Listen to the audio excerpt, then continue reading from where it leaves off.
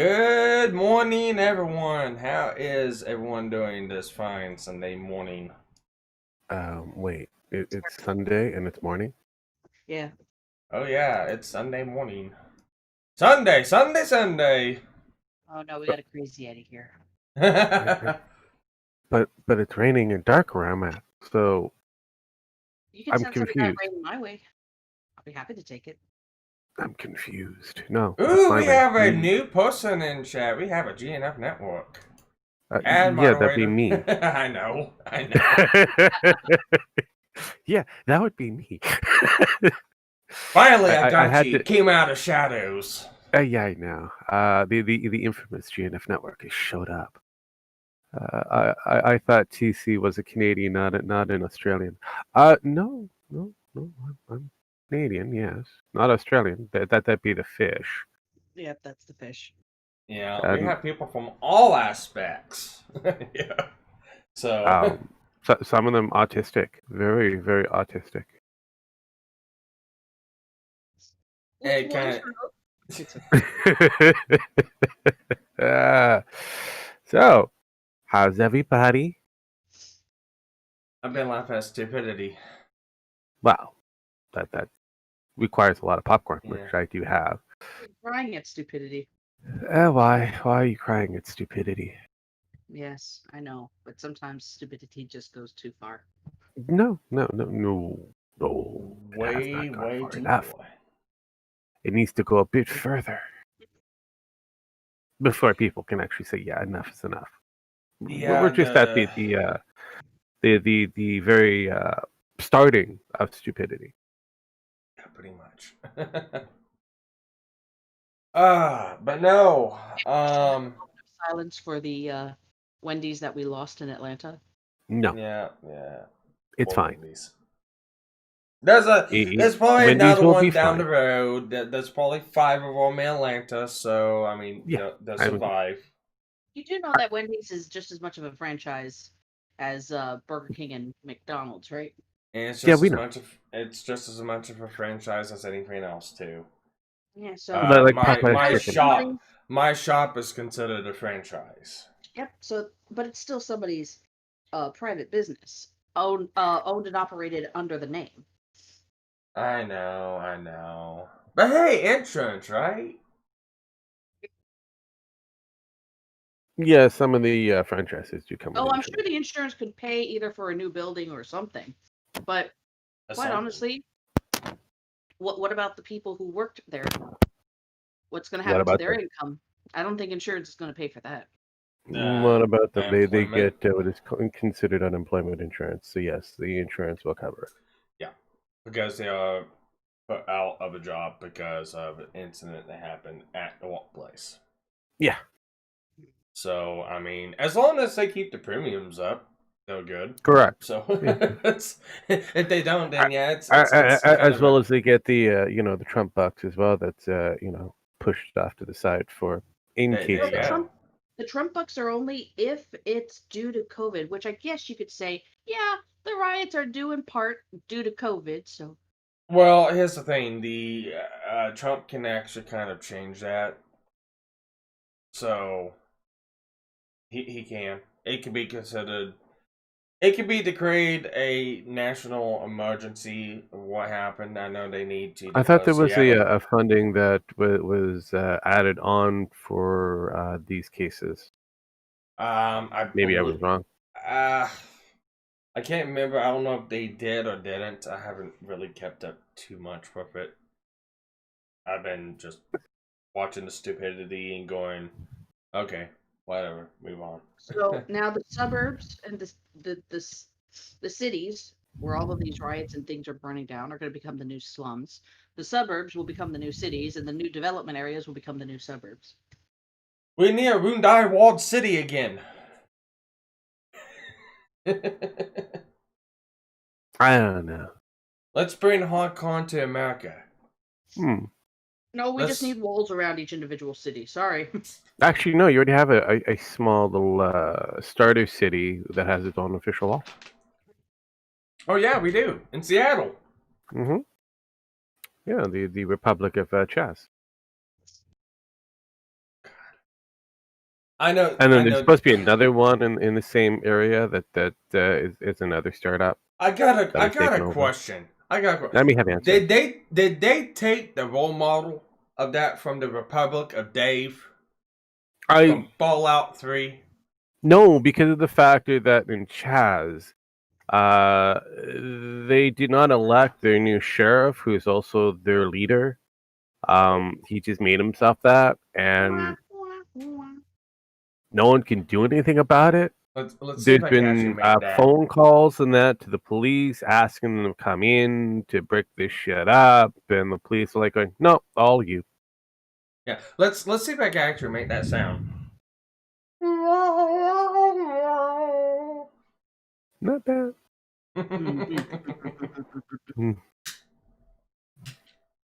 But besides from that,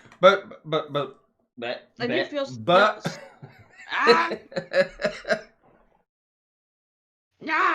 my turn. It's not your You have a turn. I had a fucking announcement I wanted to make, and if you wasn't muted and gone, you would have known I was gonna do it. You would have been you've been playing with this game, but apparently you haven't. So Sparky, push the go. button. I pushed a button. Go. Sparky, go. Anyways, so recently I found out that one of my former colleagues, I'm not gonna state where, it could be IRL, it could be online. I don't particularly care to dive too far into it. I just wanted to kind of put it in passing, just kind of be a smug, arrogant asshole like I always am. But I heard through the grapevine, I guess one of my former associates from about 2 years ago, got caught, has evidence on him trying to blackmail someone. Actually trying to blackmail a couple different people. And I'm not surprised. I know a little bit what happened with that one. And I kept to myself on the whole thing. And only thing I want to say is I want to make a toast and a cheers to that person. And I just want to say thank you for confirming my suspensions of 2 years ago that you are a slimy ass scumbag. Cheers, buddy. No goody. So, you cannot see me, but I'm holding up my coffee mug in salute. Salute. Turn your damn camera on, Pin. I'm not dressed for the occasion to do that. That probably would spike up the watch count. Yeah, mine. No. Hang on, guys. Well, Pornhub. Maybe temporarily, but then they'd all flee in disgust. Nah, you say that. Mm-hmm. You really don't know. Mm-hmm. There's a lot of people that like some unusual things. Mm. Yeah, everyone's got their own kink. So we don't kink shame here. Look. If we have what is considered a AI that is the one of the highest earning thoughts out there, and she can be anything, including him. I think we should. I think people will be interested in a lot of different things. So yeah. Maybe I'll consider doing the camera thing, but I gotta doll myself up first. No, not today. Not today. I gotta doll myself up. Jesus, this is the same thing with every girl. I gotta doll myself up because I got this little pimple over here that no one can see, but only I can see it. So it's a beauty mark. Yeah. You say that. Look, at the end of the day, Pen, men and women have a different thought process when it comes down to like beauty in that. Women think that they have to be beautiful 100% of the time. Yes, there are a small percentage of men that require it. Others, say 99% of those, just say to show up to the dance. Yeah, pretty much. Man Squad says it the best. Panina, men will oogle anything even remotely feminine. Look, Give us enough beers, even the 4 will become an 8 to us. Oh, come on. No, it's true. Well. Look at the Lena Dunham supporters. Oh shit, yeah. No. Oh god, yeah. No, there's a lot. Trust me, Pan. When it comes down to men's, ability, we actually don't scale properly. Women have this scale thingy. Men have this other thing of who we think is pretty in that. But realistically, it's all about who we can get. Pretty much. We're happy with who we can get. This one. No, we can scrape to as bottom as we need to, as long as they like us. We're happy with the situation. They fulfill what we need, and we work on whatever other problems that may be. Because it's happened before, where a couple of heifers have decided to group together, and the male out of the group decides, hey, you know what we can do, since I know you feel uncomfortable with your size and that. Let's work together and see what we can do dieting wise. And then she loses like 400 pounds, like several different people, and she becomes like from a 2 to like 10 plus. He goes from average to below average. She bails because she knows now that she can get somebody better. He's like, what the fuck? I thought we were here for life. I hate skanky women like that. But that happens more often to the men than it does to the women. Yet we have many a movie, movies that showcases the women being, taken out and being, shat upon. When if you really look at the actual statistics, the other way around. Well, but it's not good, drama. All right. Oh man, that's disgusting. All right, time out. So you got the statistics. I've seen it firsthand, both sides of the aisle of with the people I hang out with, people I know, and stuff like that. I've seen it on both sides. I've seen female friends do it to men that they were with. I've seen male friends do it to females they're with. And on rare occurrences, I've seen both the male and female do it to each other simultaneously and not know about it.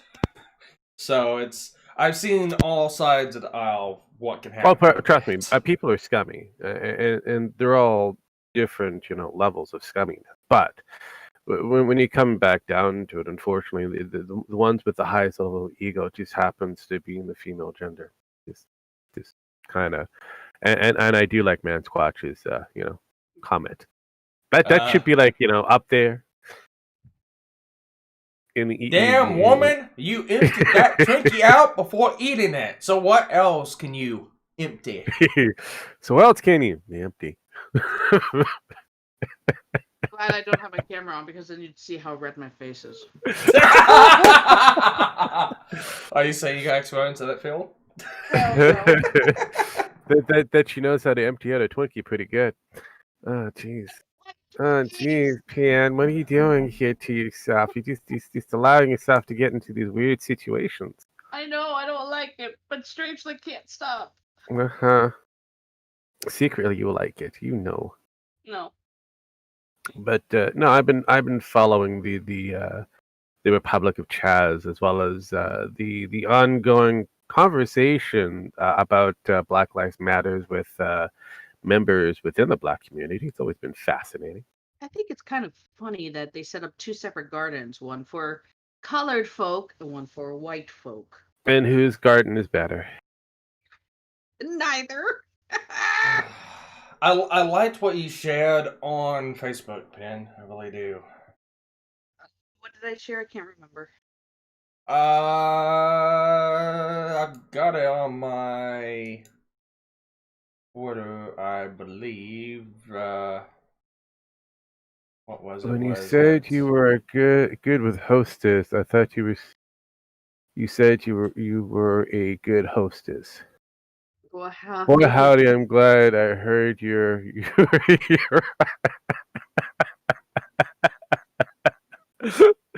Yeah, that sounds like every other guy I've ever come across. Maybe I didn't put it on Twitter. Maybe Oh I'll god. put it up on Facebook. What was it? What was it? Come on, what is it?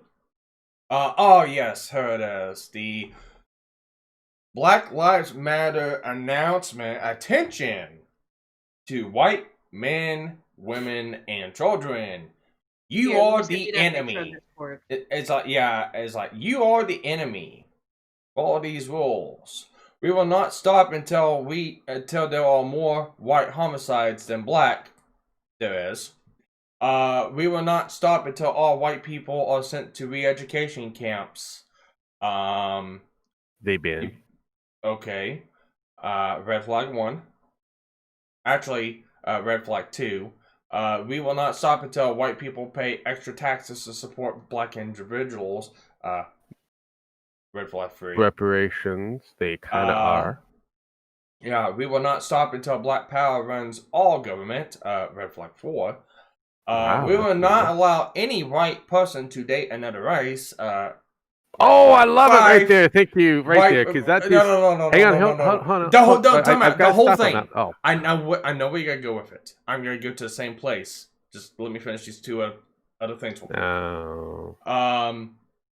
We support no right-owned businesses. Red flag 6. Hate is okay if directed at white families. Red flag 7. Why does this sound like Nazi socialism? No, I was gonna go with the whole process of right there. The interracial dating is not a thing, or should not be a thing.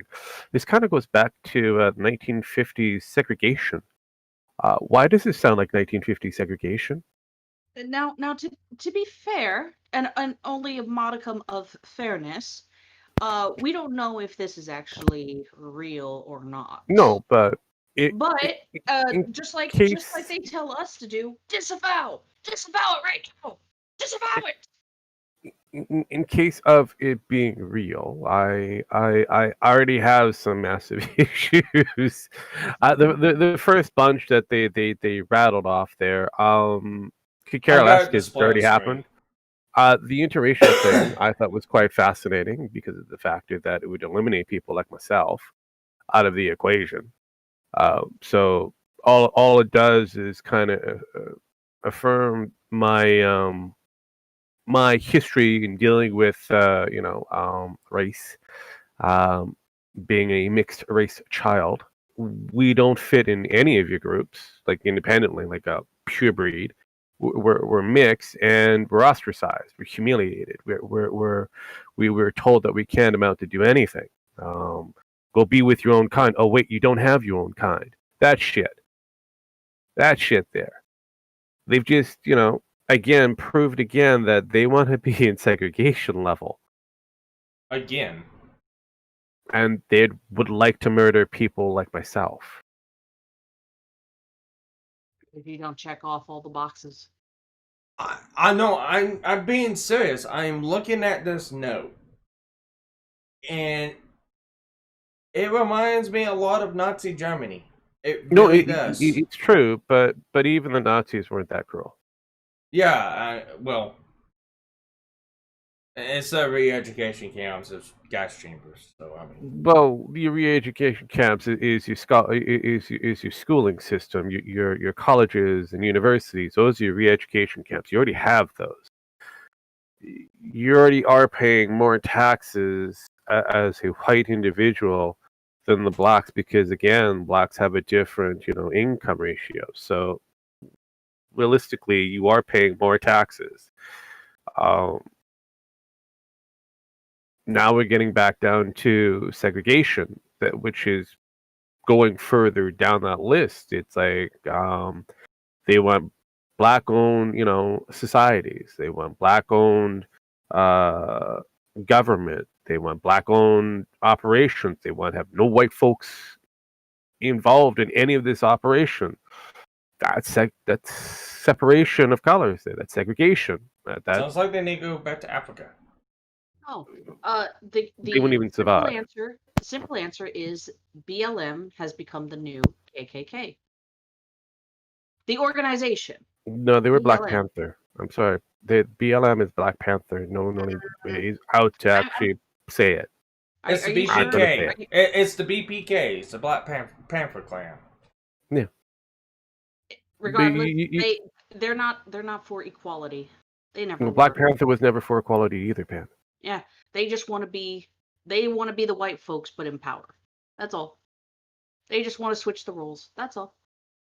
Well, okay, so let's look at the rules. Let's look at how society is set up right now in the United States. You can achieve anything you want if you put in the work, the effort, and you go into it and actually go through the fucking steps. Anyone can fucking do it. If I wanted to fucking run for office, I can. I gotta go through and meet certain requirements, but once I meet those requirements, I can go into a fucking office. Some of them requires being voted in. Well, guess what? I guess vote. Choose. Society chooses. Government, black people in government, well, I mean, I guess if they get voted in, they get voted in. It's not just gonna change overnight. We do have a structure to our society. If you do not like it, you can get the fuck out of the United States. Yeah. I mean, it's that simple. No one is being fucking oppressed. The only people being oppressed are the ones oppressing themselves. You want to be segregated out? You're oppressing yourself. You want to claim victimhood? Well, if you act like a victim, yeah, you're gonna be a victim. To your own fucking arrogance and stupidity. Yeah, but if Black Lives Matter, and if Black lives really, really matter, then we should be having the proper discussion, not the less than, what is it? Not 4% of police brutality when it comes down to Black community. All right, so enough that an average person, a Black person, can walk out the street and might get hit by lightning.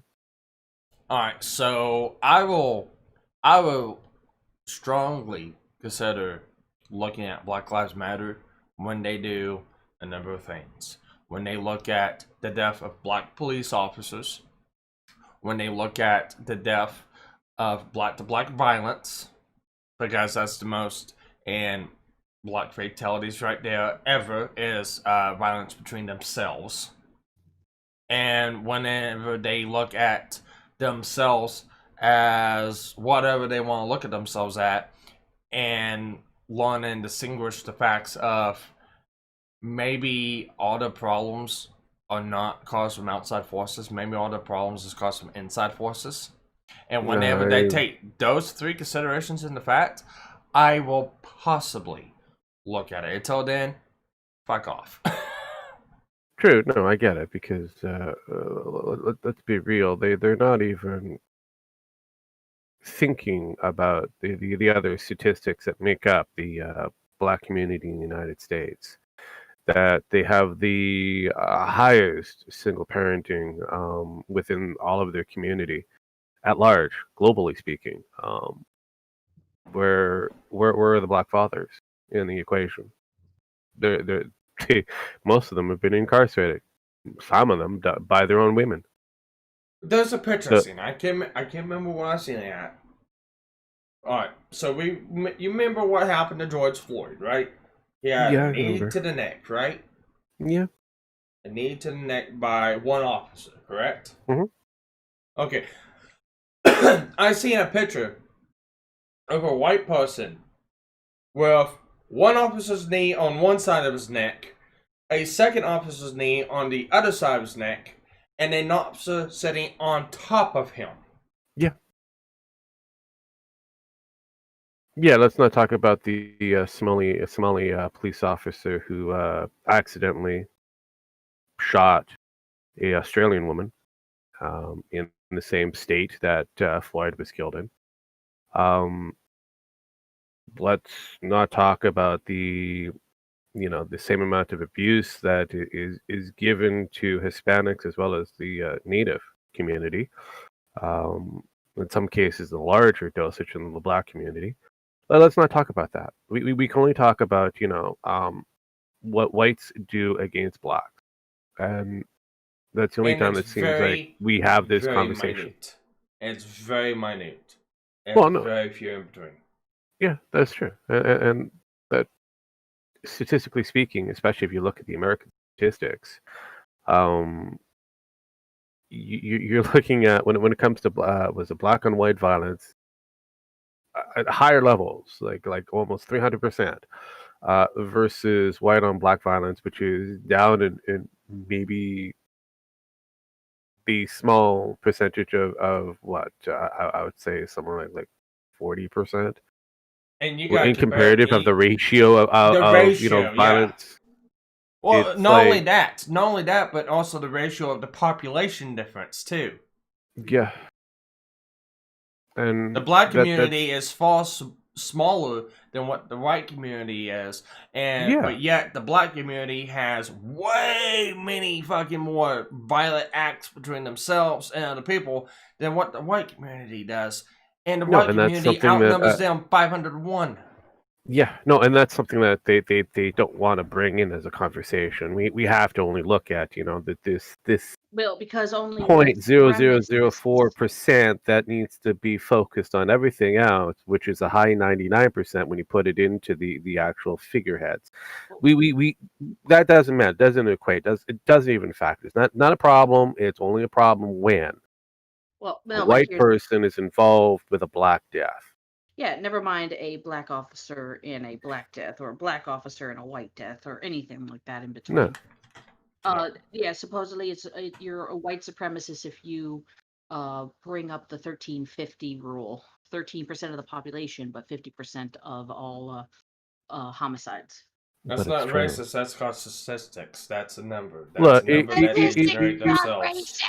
but if something like Blogging Head TV, which is two black individuals who are high academics, who also point out the same thing, that there's something wrong with the black community Are you as talking a about the twins? whole. Well, I can't really call them twins, but they are. The Hawk twins? No, the black twins. You're looking at the sisters. No, we're talking about two men. No. Yeah, no. No, the Hawk let's twins are see. two men. No. We've got no. Laura and Mick Horter, John Mick Horter, and Glenn Lawyer, part of what was used to be called the Glenn Show. They're part of the bloggingheads.tv. They actually do a sit down. They actually talk about situations like this. Hell, Thomas Sowell mentioned big time. He's an economics, professor in that. Another black man who's really big on the whole idea that black plight is only can be resolved if the black community finally steps up. Same thing if you go into Denzel Washington. Black fathers should be in the household, not behind bars. But it seems that there are more black fathers behind bars for stupid reasons than they are in the household. So we can go to another person who survived segregation, Morgan Freeman, who doesn't want a Black History Month, who doesn't want to talk about racism as a whole, because if we keep talking about it, it's still going to be there. It's not prevalent as much as it used to be in his time frame to now. If MLK was alive and breathing today, he'd be shitting himself. He'd be saying that y'all fucked up. You destroyed what I was trying to do. What the fuck are you people doing? He came out and said that rioting is not the way to do things. Peaceful protesting. But they like to cite MLK because at some point he said, was it rioting or protesting? Insert blank is the voice of the unheard. Peaceful protest. Protesting I is the have voice of the unheard. know this. They've taken his wording, even his own heritage has told them that you're taking the man out of context. You're using his words against the idea. You're fucking it up for everybody. But they don't care. They don't I care. know. They just want to break shit. And that's a small percentage of the black community. There are other people out there within the YouTube, or Instagram, or whatever that all pretty much divided on this conversation of the George Floyd thing. Black life doesn't matter until some white guy or white individual happens to snuff out a black person. Then all of a sudden, Black Lives Matter. And getting tired of listening to this conversation every couple of years because some stupid action has happened because somebody decided to resist arrest, and it just magnifies from there. Don't reach for your gun. I'm not reaching yet. You're there. You are reaching for it. So realistically, what am I supposed to say as a mixed race child? From a generation of solid blacks and solid whites. What am I supposed to say? My voice don't count because I'm not black enough. But I'm sure white enough in order to pass in certain communities, which is kind of, disappointing. These people who say, yeah, it doesn't matter how much black you is, as long as you with the people because, you understand the plight. Well, the plight is that the black community itself, especially in the United States, needs to rework itself, get away from the welfare state. So as long as they got that welfare check, they ain't gonna go anywhere. Same thing happens with the native community there, Sparkles. Yeah, I know. So let's just read something. I just want to read something. So definition for protest. Just a flat out definition of protest. Not to be confused with demonstration. Public outcry, anything like that. A protest, also called a demonstration, a remonstration, or remonstrance, is a public expression of objection, disapproval, dissentence towards an idea or course of action, typically a political one.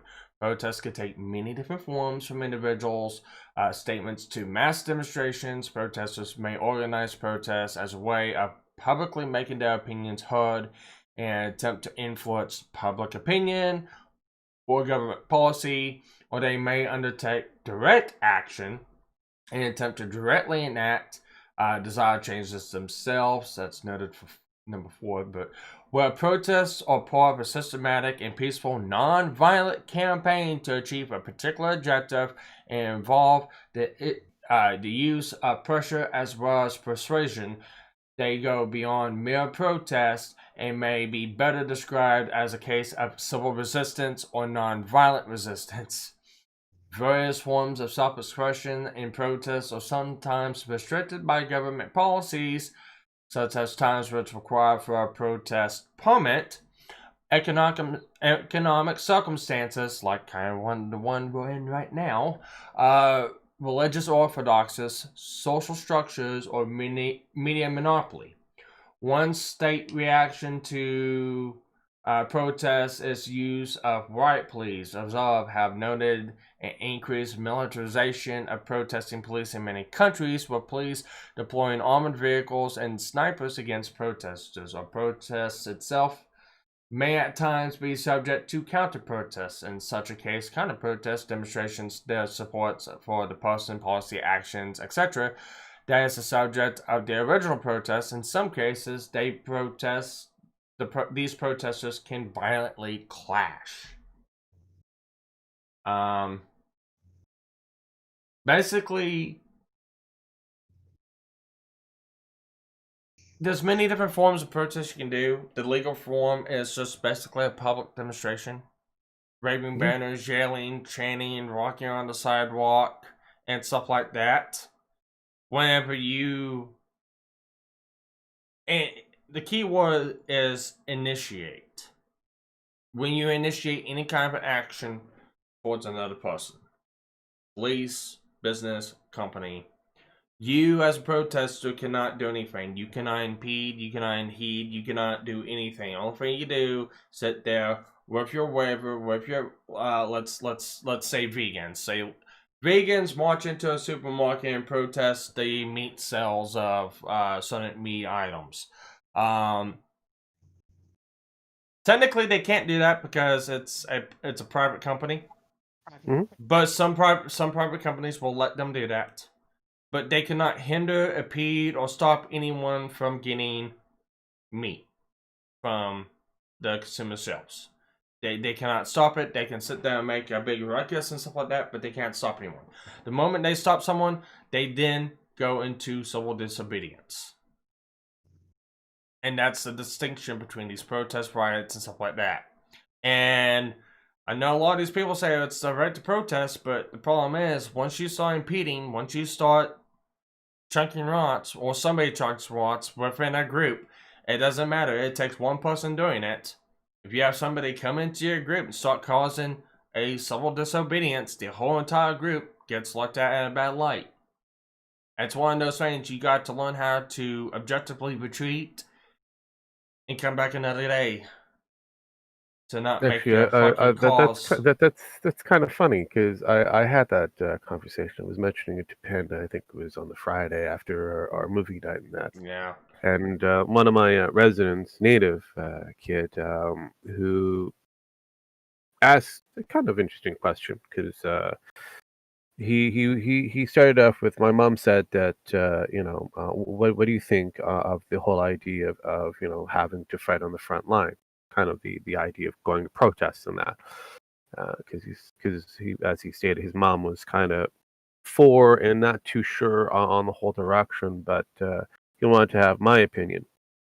And basically what you just stated there near the end of it is pretty much what I covered. Yeah. That you have to be very selective on the battles that you choose when it comes down to fighting on the front line. You have to know there's going to be certain areas that you're going to be conceding on so that you can win the war at the end of it. All right. So here's Go ahead. the thing. Here's the thing I don't understand with this whole fucking police brutality and stuff like that. Protests against police killing black men and stuff like that. Here's why I don't get with it. So protesting to public civilians is not going to do a damn thing. It's going to annoy the public. If you want to protest at the government buildings, protest at a police station. Make an annoyance for them, not the public, because the public's not going to be able to do anything about it. The public doesn't vote. The public doesn't vote in police officers. The public doesn't vote in laws, rules, and trainings that the police officers do. The government does. What's that in our First Amendment? We have the right to peaceably protest. That's against the government for grievances, not against private citizens. Yeah, yes, and this is what my whole thing about this whole fucking protest bill comes unglued at the hinges, because this is what I'm looking at. Okay, you want to protest? Fine, protest. Protest at the desired locations you need to protest at. I can tell you right now, protest in front of fucking Walmarts, restaurants, and the middle of a fucking park, anything like that. Not gonna get your message across. It's gonna piss off citizens. And when you piss off citizens, the citizens are then gonna react and retaliate back. We've seen that. We've seen that.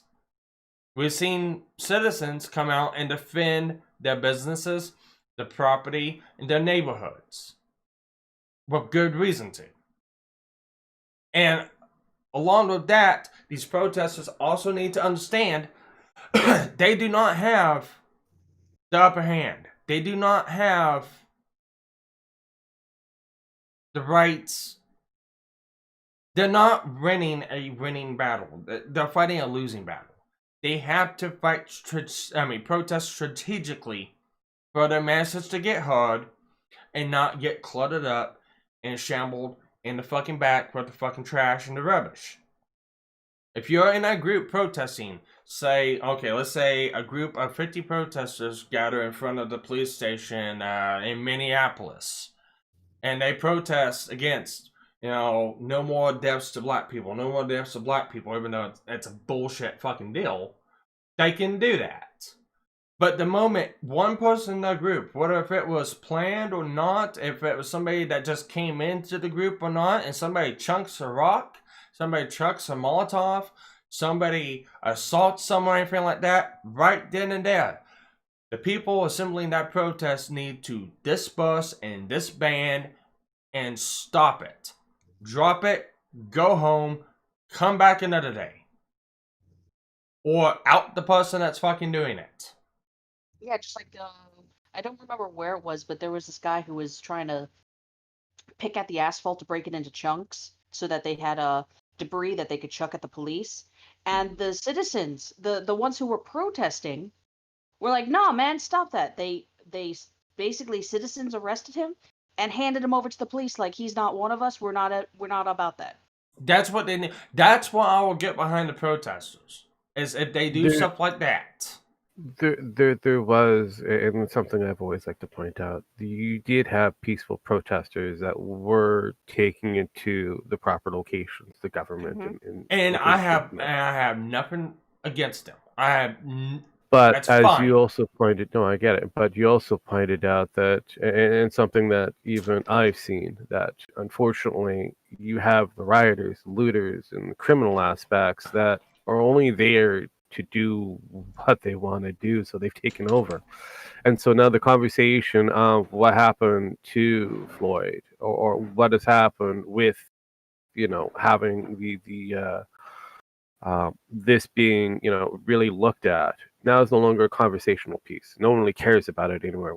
Where is George in this talking point in the news or anything? Hell, we have nothing talking about him. Yeah. Now, yeah. I've seen. It's not about him anymore.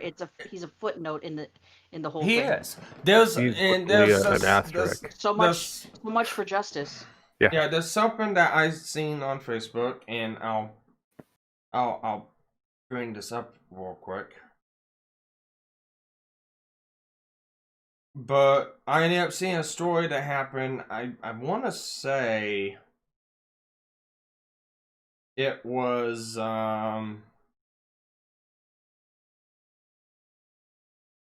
Atlanta. It was in Atlanta, Georgia. Yeah, the Wendy's and stuff like that. We were talking about that. But this is why I disagree with the protesters. I think they all need to be fucking shot. Seriously. But they won't because of the fact that it's bad optics. Yeah, I don't care. No, I'm saying it won't because it would be bad optics, and we know that the media would take this to the highest level. I'm not talking about police. I'm talking about citizens. No, again, it would still be bad optics, and then they'll be running for we got to take the guns away from the citizens. Castle law. I understand, Sparky. I get it. Problem. Your media is the biggest. Fuck the media. Problem. No, it is the biggest problem because it instigates more problems for the government as a whole, because now they're listening to the media, that they believe that the media represents a large population of the consumer base. So now they're going to be voting in that direction so the manipulation of the media is too strong. So if we can get the media out of fucking politics and actually make them do what they were supposed to do, which is simply report the fucking news, you wouldn't be in the situation that you were in. Space instead of opinion. Yeah, I share Bill Riddle's opinion on that one. They don't report journalism. They don't report news. They report opinions and their own opinions. That's all they do. And fuck them. I don't pay no mind to the fucking media. I tell people not to pay no mind to the media because it's fucking bullshit. Because look at the perception. You have people on the BLM side. You have the progressives. You have all this going. Cops are bad. Cops are bad. Cops are bad because they brutalize, brutalize, brutalize. You repeat this message over and over and over and over again. Then you get these pop-up videos of little black children, girls and boys, who are approached by an officer. Doesn't matter. Mostly it's a white officer, and the children are terrified. They think that the officer's going to fucking shoot them or hurt them. They start crying as the officer's approaching them, and they're like, no, why are you crying? Why are you crying? It's going to hurt me. Like, no. Who is filling these kids' heads with this fear? I know, and it's bullshit, but what it come down to the point is the thing that happened at Wendy's, the guy in the car, he was passed out in the car, coked out, drugs, whatever. He, at the end of the day, he got shot, and that's what the media only wants to cover is, two cops shot him, and he didn't have a weapon on him. No, he didn't have a weapon on him. He stole weapons from him. Atlanta man resists arrest, taking officer's taser and fleeing. Police shoot him 3 times in the back, killing him. Of course, he escalated it. Once you escalate it, that's it. It's over. Mm-hmm. He resisted arrest. He stole a weapon. He assaulted police officers. Doesn't matter if it was, and it was just a checkup stop too. It wasn't even a stop. He was asleep in the fucking drive-thru because he was cooked out his fucking head. Mm-hmm. He resisted, and then stole a weapon. And he got pointed shot, that weapon rightfully against so. that person. Yeah, so yeah. He got shot, rightfully so. Yep. Those cops did nothing wrong in that video. The cops that went against George Floyd, yes, they did something wrong. There was another one in Florida, I think it was in Florida, somewhere else, about 2014. He got a guy walking along the street. Little French just covered this like yesterday. They just now denied those 5 officers immunity. Yeah, they just denied the officers immunity, especially because of the George Floyd bullshit. But the guy was black. He was in his 50s. He has schizophrenic paranoia. He was walking in the middle of the night on side sidewalk. Not on the sidewalk, on side sidewalk. Police approach him. He was walking in the road. Yeah, he was walking in the road. So police stop him. And they ask for identification. Well, here's a homeless man. He didn't have identification, stated so. And then they ask, he asked, do you have a weapon? And then the man asked, what do you classify as a weapon? And he said a couple things out, and it's like, yes, I've got one of those on me.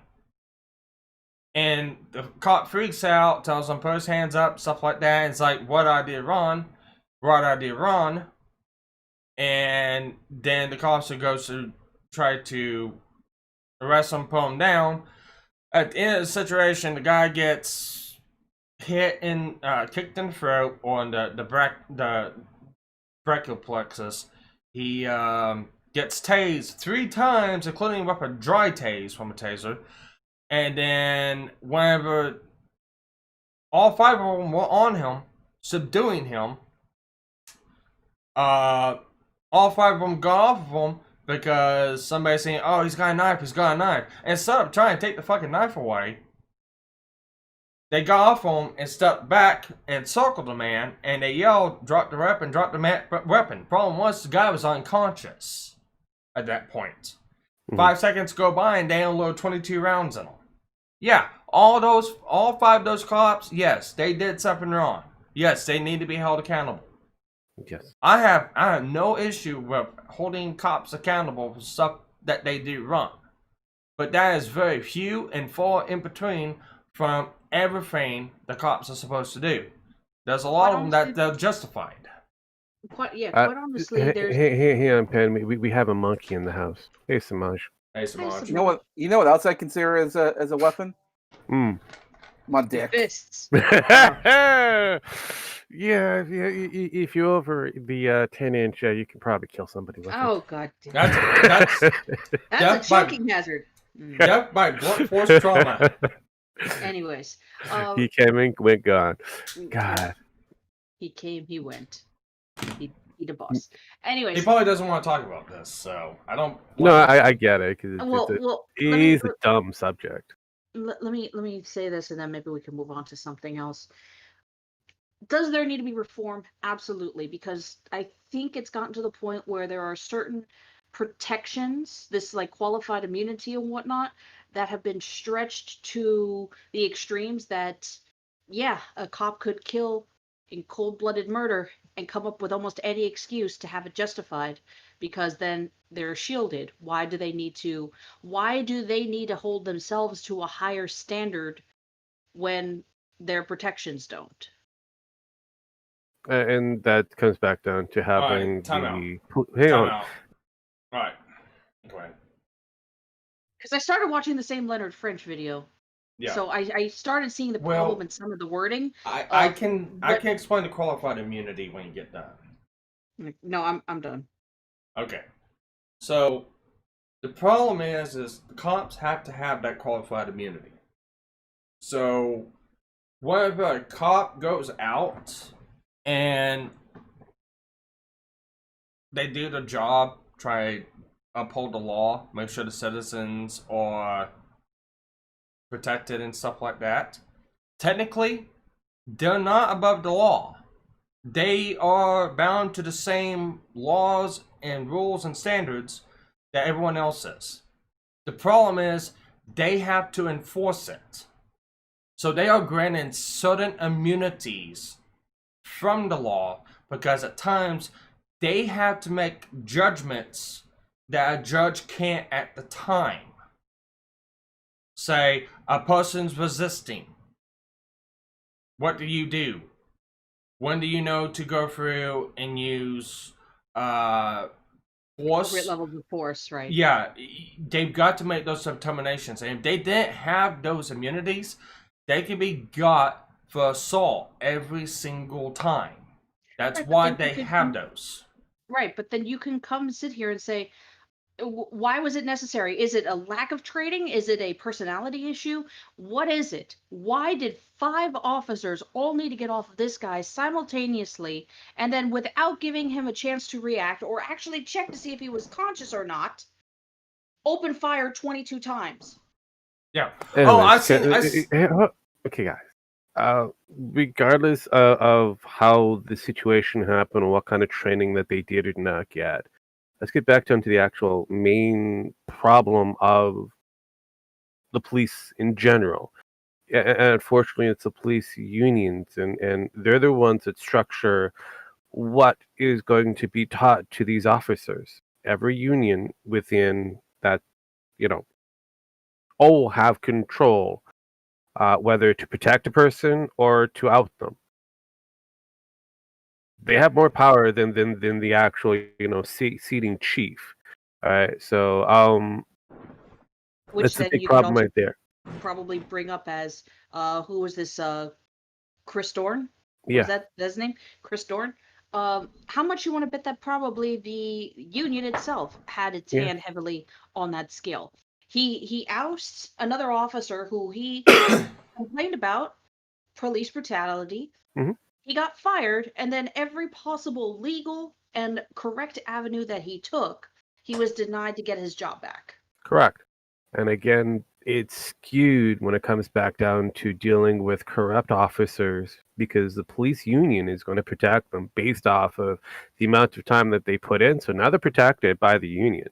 So now the union is going to go above and beyond the call of duty to protect this one individual that is corrupt. Which makes corrupt officers and corrupt union members. Yeah. Right. Well, so, you got the union, and you got some places that is not unionized and stuff like that. Even the union, they have to follow the ethics of the state. So if the that's only applicable if by chance the union's not giving money to the state. And unfortunately, the union does put in donations to certain state officials that want to get elected. and then they'll turn a blind eye. So one corrupt, person passes off a buck to another corrupt individual, and all of a sudden, boom, you have an entire law enforcement that is easily corrupt. Well, that's not what I'm trying to go from. Yes, No, but you're correct on that where, one. But if yeah. it's a right to walk state, and this is trying to answer Penn's question, if it's a right to walk state, the unions are still bound under those laws too, and so is the employees. So, right to walk means they don't have to have a reason to fire you. They can just fire you.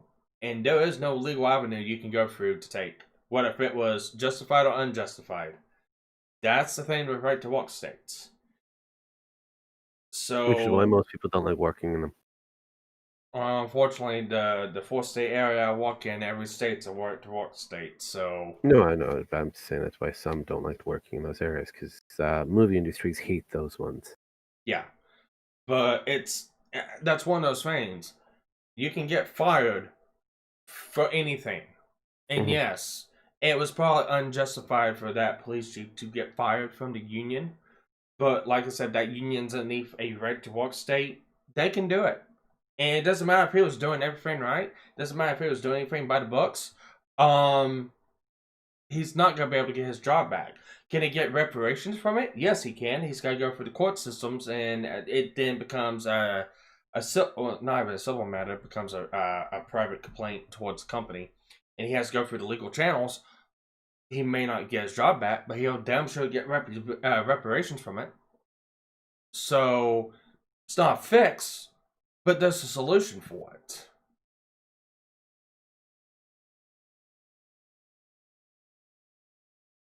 But yeah, I understand where you're coming from on that, Rogue, and that happens more so or not. More so in fucking bigger cities and bigger states than actual smaller ones. Yes, like I said, I was gonna say here in my area, it's perfect. Well, not perfect. It's got its kinks, hiccups, and bugs, but I mean, for the most part, it walks here.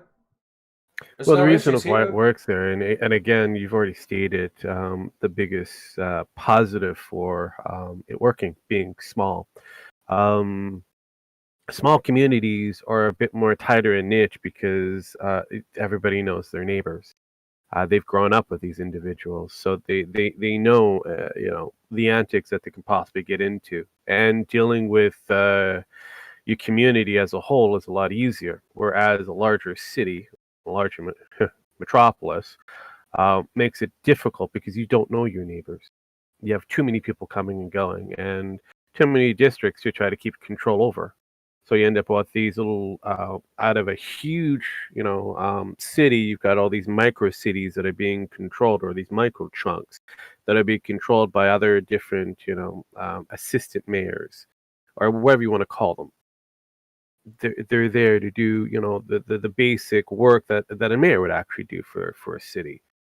And it gets worse as you go further and further up the scale, and because again you end up having this large pyramid of people, more people on the bottom of the base and small amount of people on the top of the base, controlling everything that happens within the larger cities.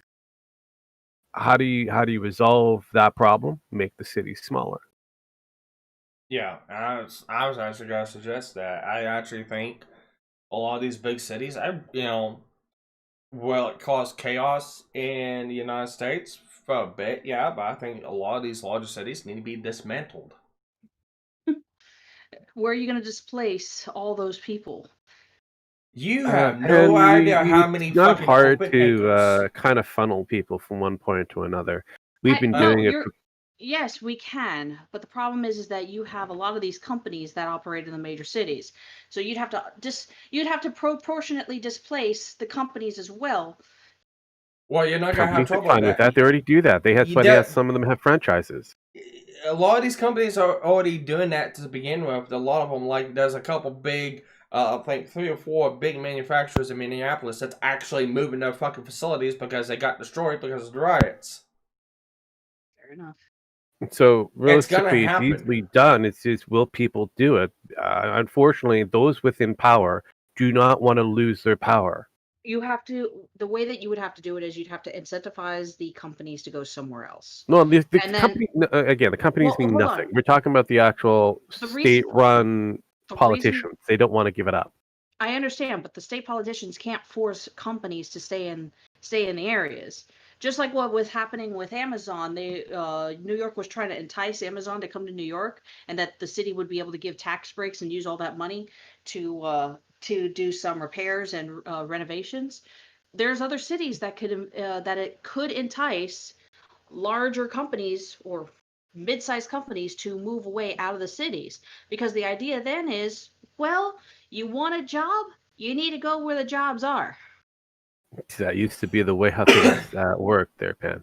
I That's how know. Look, cities became a thing. here's the thing. When you look at the far east and you look at the far west, all the major cities are all along the coastline. And they get less denser and denser and denser as you get further center into the United States. Yep. More so, if you're coming from west to east. So if you're going from California towards the center of the state, you don't have to go far until you start getting into vast, open, sprawling land. There's a lot of land in the United States where you can separate out and evenly distribute everything. You want to Yeah. know why that you have the major cities coastline? Shipping and trade, I know. Yes, that's why. But you Yeah, also but got rail Pan, networks. I'm in a coastal, and we have a sparse when it comes down to our cities. Yeah, we have one city, Vancouver, that's fairly large, but it isn't the I'm capital not saying city. that all coastal cities are are hugely dense populated cities for the purposes of shipping. Yeah, But you have California, you have New York, and you have South Florida, yeah, which are the basically that's where the majority of the voting population is. That's why we have electorals, because if you have these densely populated areas, these three major areas can control the fate of the entire United States, even though you have vast amounts of counties in between that are mostly red. yeah. That's the problem there, Pan. And who controls those again? The densely populated cities are mostly Democrat. Okay, so when it comes down to taking power away from a Democrat, how's that done? Voting. Again, try that again. Voting? How's that working out? Well, not very well at the moment. Uh, uh, uh, uh, uh, Although, wait a minute. The tides could be turning. That's all I'm going to say. The tides could be turning only because people were in the blue sure as states, shit. hang on, Yeah, are no, people were these blue sure as states shit. going red yet? Hold on. Florida started turning purple from blue, Uh-huh.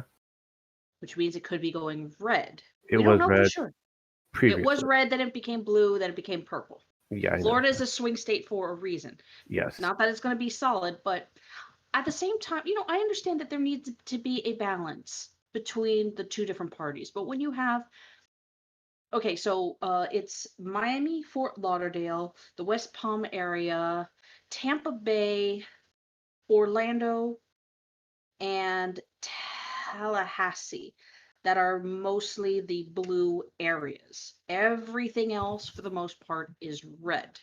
Now, we have Democratic leaders in those major cities, but we have, at the current moment, two Republican senators and a Republican governor. Uh-huh. It could have just as easily, it was close. It could have just as easily been that Andrew Gillum guy who basically was in that hotel with that butt naked guy who got shot and killed. Okay. He's part of his own level of controversy. Yeah. Mhm.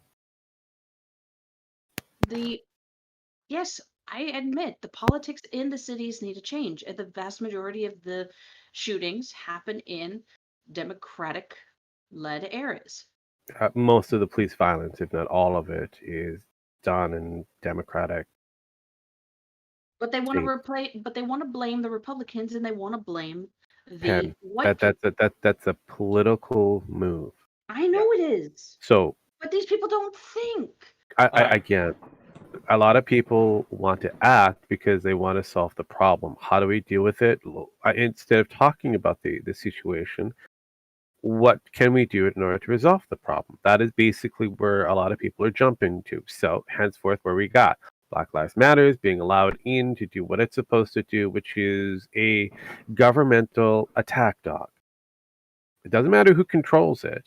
They are just a simple political attack dog. They're controlled by the state. Now, it comes back down to we're trying to find a way to separate the big cities and have them smaller clusters, which will probably relieve a lot of the big problems that are happening with the big cities. I mean, Canada is also looking at that as well. We haven't had populations where it's over like 100 million. We're not even going to get there, trust me, because we have too much space and not enough people. Now, the greatest idea that anybody can come up with in order to resolve and make it easier for the police force to do what they're supposed to do is to reduce the overall body. Problem comes back down to politicians that run those particular states or that area, that district. They don't want to give up their power. Show me a Democrat, especially American Democrat, that is willing to give up power. Yeah, they're not. Oh, they pretend Here- and say that they will, but it's like, no. Me as a white person, I'm here to amplify the voices of black. It's like, okay, how about you step down and give it to a black person? Oh no. Here's why I think action needs to happen. And I'm probably gonna get some stares going, you're crazy, you're nuts, but honestly, I do that anyways. I know, but honestly, I say for the most part in some of these cities, and a lot of people gonna hate me for my opinion, but do what Black Lives Matters want. And here's time out. Here's why I say that. So, in those cities, you got some people that is for it, and you got a majority that's against it. Remember, I was trying to agree with you here. Yeah, I know. Oh no, I understand the thought process. Yeah. But let them defund the police. Let the police leave. Well, this is why I'm watching the your Kazakh stand. Yeah, Because here's what's gonna happen. Here's what's gonna happen. The government officials, and I don't even know why they're trying to rally around this bullshit, but the government has no power over the people unless they have police forces. Because the police forces kind of like the long arm of those government officials. Without the police, people will go into anarchy. When you go into anarchy, government societies collapse. So let the society and the city collapse. Those governors and the government officials will no longer have control over the city. The city will destroy itself, and the common sense people will leave. That pretty much answers your statement there, Winslayer. The idea of any exodus when it comes down to any country, you always end up with having an anarchy that creates a new system of disorder, and then the people who are across the way, well, whether it be around the corner or whatnot, will look at that and shut themselves off from that area of anarchy. It's almost like what happens if you have cancer. You contain it, you remove it in some cases, or you allow it to have it destroy itself. This needs to be done. You guys have walked a trying to play nice for way too long, and now it's time to just let things happen. Yeah. cut themselves off. These people of Chaz are outside of the United States jurisdiction because they actually put it on their barriers that you're leaving the United States. So, fine. Let that be a thing. Trump should not be involved in this conversation whatsoever. He should be, hey, that's what they want to do, so be it. I stand behind the people of Chaz. If they need our declare war. yeah, simple. It should be just that. We're here to lend them a hand if they really really need it, but they'll have to go through the same kind of process of that every other country has to go through. Right. That means you can't come. That means you need a passport to come into the fucking United States. Correct. Mhm. So if these are spoiled children, gotta remember these are children, and the only thing you can do, you can't yell at these kids because they're not gonna, and they're just gonna triple down in some cases. So it's just gonna get worse. So the only thing you can let them do is to play big boy now. Okay, now they're big And watch people. what happens when they fall down and scrape their knee. Are they going to cry about it? They're going to get up and bandage it. Well, Right. that's with improper medical techniques. Yes, for a flesh wound, let's tourniquet the entire leg. Now From the neck. To answer Renslayer's last questions, like Texas and Georgia are already feeling the effects of blue states being ruined. For the most part, if you want to be a Democrat, you be a Democrat. If you want to be a Republican, you can be a Republican. I'm not gonna say either which way. It's whatever your political leaning is. But what I'm saying is, it's in these areas that are doing this bullshit. The only people, if the police leave, they defund the police. You don't have police no more. These places then become run by the mob and the riots. Common sense people, and common sense people can be Republicans and or Democrats that do not agree with what's going on. They have a distaste for what's going on because it's affecting their lives negatively because they're dumb, moronic fucking idiots. Those people will leave that place and they will go elsewhere, whether it be Democrat or Republican, and it'll shift the balance. Once those people leave, the only ones left within that area in the community are the people's rioting, destroying stuff, basically causing anarchy. That city will fall into collapse and ruin. The government and the government officials won't have any more control over it, and then the city becomes a dead city. Yeah. You have you have a great deal of residents that have a sense of that thing that no longer exists within the millennial community. It seems like, especially the younger millennials. You mean common sense? Yeah, common sense seems to be destroyed at the moment you brought in Common Core. So, I have issues, and in order for them to learn from their mistakes, they're going to have to unfortunately have a lot of boo-boos. We can take another YouTuber who's very young, who was within the leagues of Black Lives Matter, who did a bit of his own personal research to find out that they're bullshit. And he would be a card-carrying Democrat, a black liberal who happens to be maybe gay.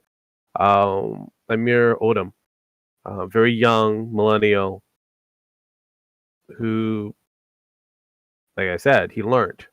He used common sense. So it needs to be done. Common sense needs to be applied. And unfortunately, if these people want to shut down an entire chunk of a 6-block radius, claim it as their own, and have a dictator come in and take over because he's got all the guns, and apply a barrier, a stop and frisk procedures, and a few other different things, by all means, go for it. I'm all for this. I'm just going to sit back, relax, and watch and kind of go, well, this is what you wanted. This is what you got. The moment you allowed law and order to be stripped from society. I'd like to ask you both a question. How does one define common sense? Wow. I mean, I have my answer. I'd like to know what your answers are. Well, You want to go first, or you want me to go? I'm gonna give it to you. That's kind of a loaded question, isn't it? Yeah, it's because it could be a bit broad, but I'm gonna leave it with you. See where you hit, and then they'll add or take away where Okay. based off of definitions and that. Okay. Well, my basis for common sense, it's the simplest route to the simplest answer. That's kind of my definition for common sense. So, say for instance, and I believe I use this terminology with someone else on Twitter, but say for instance, you have somebody go into a store and they want to buy a 25-cent piece of candy. Common sense should state the simplest, obvious answer. You want the candy, you pay 25 cents for it. When you don't apply common sense, you look at it as like, oh, there's candy there. I bet if I can take it and nobody will notice it. That's kind of my standard for common sense. It's the quickest, simplest method to get to the simplest, correct answer. Okay. So Rocky, God damn it, Sparky seems to have gone the Occam's razor approach. Basically, I kind of go that direction with him. Yeah, I would say he kind of went to the Occam's razor. It's sound, practical judgment concerning everyday matters. Basically, your ability to perceive a situation, the ability to understand that situation, and to judge that situation to come to the common outcome that's going to be effective for everybody, including you. That is what common sense should be. Getting to the easiest and most simplest answer is one way of doing it.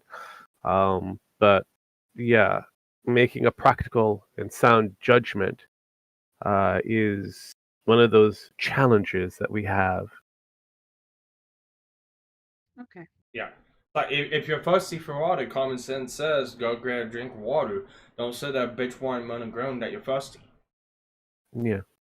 See, my definition basically would be the collective general knowledge of, Rogue used a better word, of practical things. Yeah, that's good. Such as, you have a stovetop Yeah. with a red hot burner. Common knowledge should say, wow, that's on and it's most likely hot. Probably shouldn't touch it. From the collective wisdom of, hey, when things glow red hot in the past, they have been hot and have hurt people. Yeah. Simplifies wisdom. Basically, you're going on like collaborative intelligence or the collective wisdom. It's basically the overall arching for collective intelligence, which is why common sense is, collective knowledge. Yet not everybody knows, especially when they're young, that a glowing red hot thing is bad. Mm-hmm. So we teach the children at a very young age certain do's and don'ts to navigate around the world that is very dangerous that we live in. And when we have that child going to reach over to touch this glowing thing of red because it looks nice and pretty, we kind of go, no, hot. Exactly. Yeah. And then they stop and they look at you and they kind of go, I don't understand. They still reach for it. They can get the little tap and go, no, hot, hurt.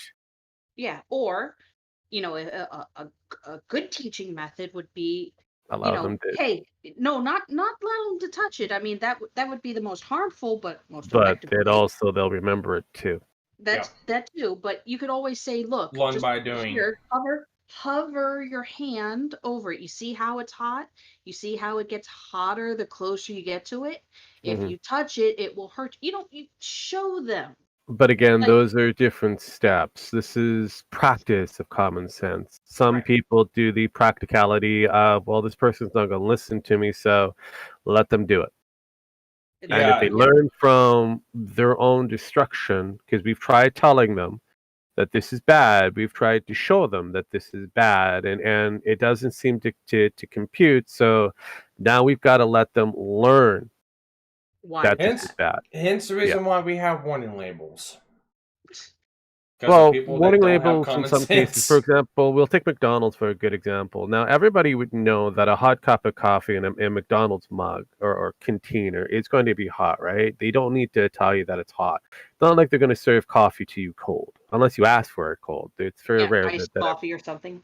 Right. So majority, you order a cup of coffee, it comes hot. Now you have a warning label on the, that on the containers that these coffee is found in, that it will be hot. Why? Because some moron ended up having the coffee accidentally spill on him, and he decided to take it to court. And so now McDonald's has to put in a common sense warning that this item is going to be hot, even though we all knew and understood for hundreds of years, actually in this case, 50, tens of years, multiple decades, that putting coffee in a container is generally going to be hot, especially when it wasps and that. Okay, we have all the indications that it's going to be hot, and if we drop it on ourselves, well, it's our fault for allowing this to happen. It was an accident. We are going to take the blame for it, right? In this Let case, alone- people don't want to take the blame anymore. So now we've got to go to the next step of, Let alone putting it between your fucking legs. I know, but again, we now have to go to that next step of allowing it to happen. And now we've got to put up the giant banner rules going, if this happens, we're no longer responsible. Yeah. And unfortunately, you have to do it to cover your ass in this fucking type of society. It's bullshit, but hey, it's how society is. If you don't warn people because of this, because they don't have common sense, something's gonna happen. And all of my mechanics manuals I own a pretty good selection of assortment, especially at walk. Every other page has a caution or a warning or a danger. This could happen because of this, or this could happen because of that. I know this. I don't need to be reminded of this. It's common sense practice for me because I know if this happens, this is the outcome of it. But they've got to put those in there for some people that may or may not understand that. But in my thinking, if you don't understand that, you probably don't need to touch it. But Correct. that's me. And that comes to the field I'm I working agree in. with that completely and 100%. But you should not be in front of that item if you don't understand that item could ultimately hurt you. But I am also a big advocate for Darwinism. Yeah, no. Again, that's survival of the fittest.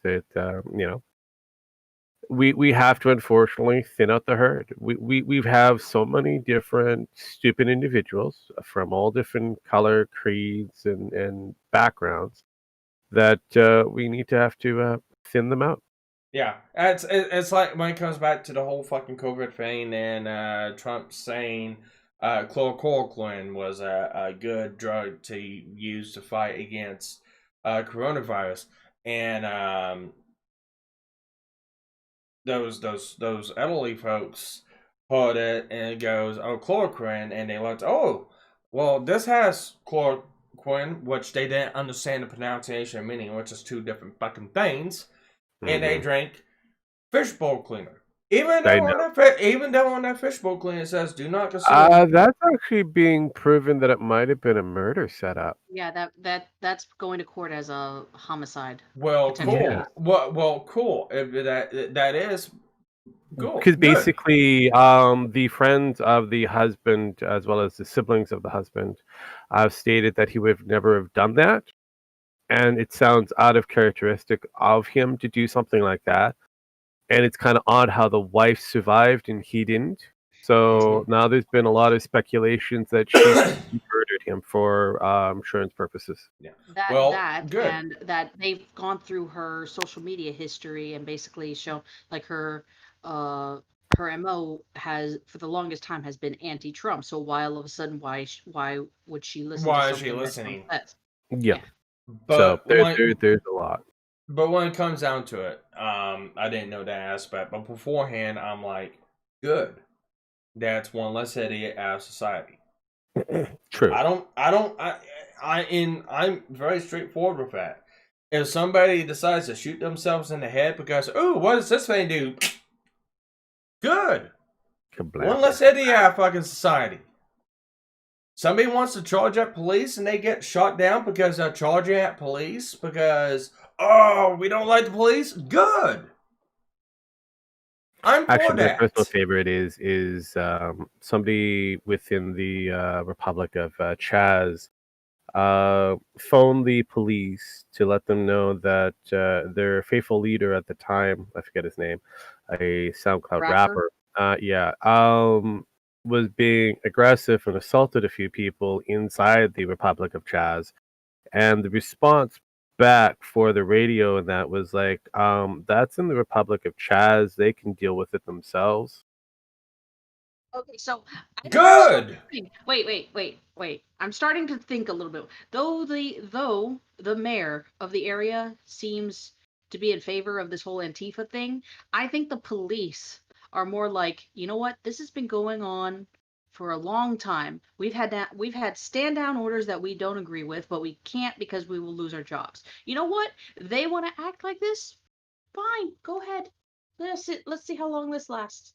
Well, quote unquote, it's a police-free zone, so police are not allowed there. They are stopped and told to get the fuck out of Dodge, or there's going to be something ending badly for them. So, yeah, this is why I'm under this practice of, you know what, we've tried everything else.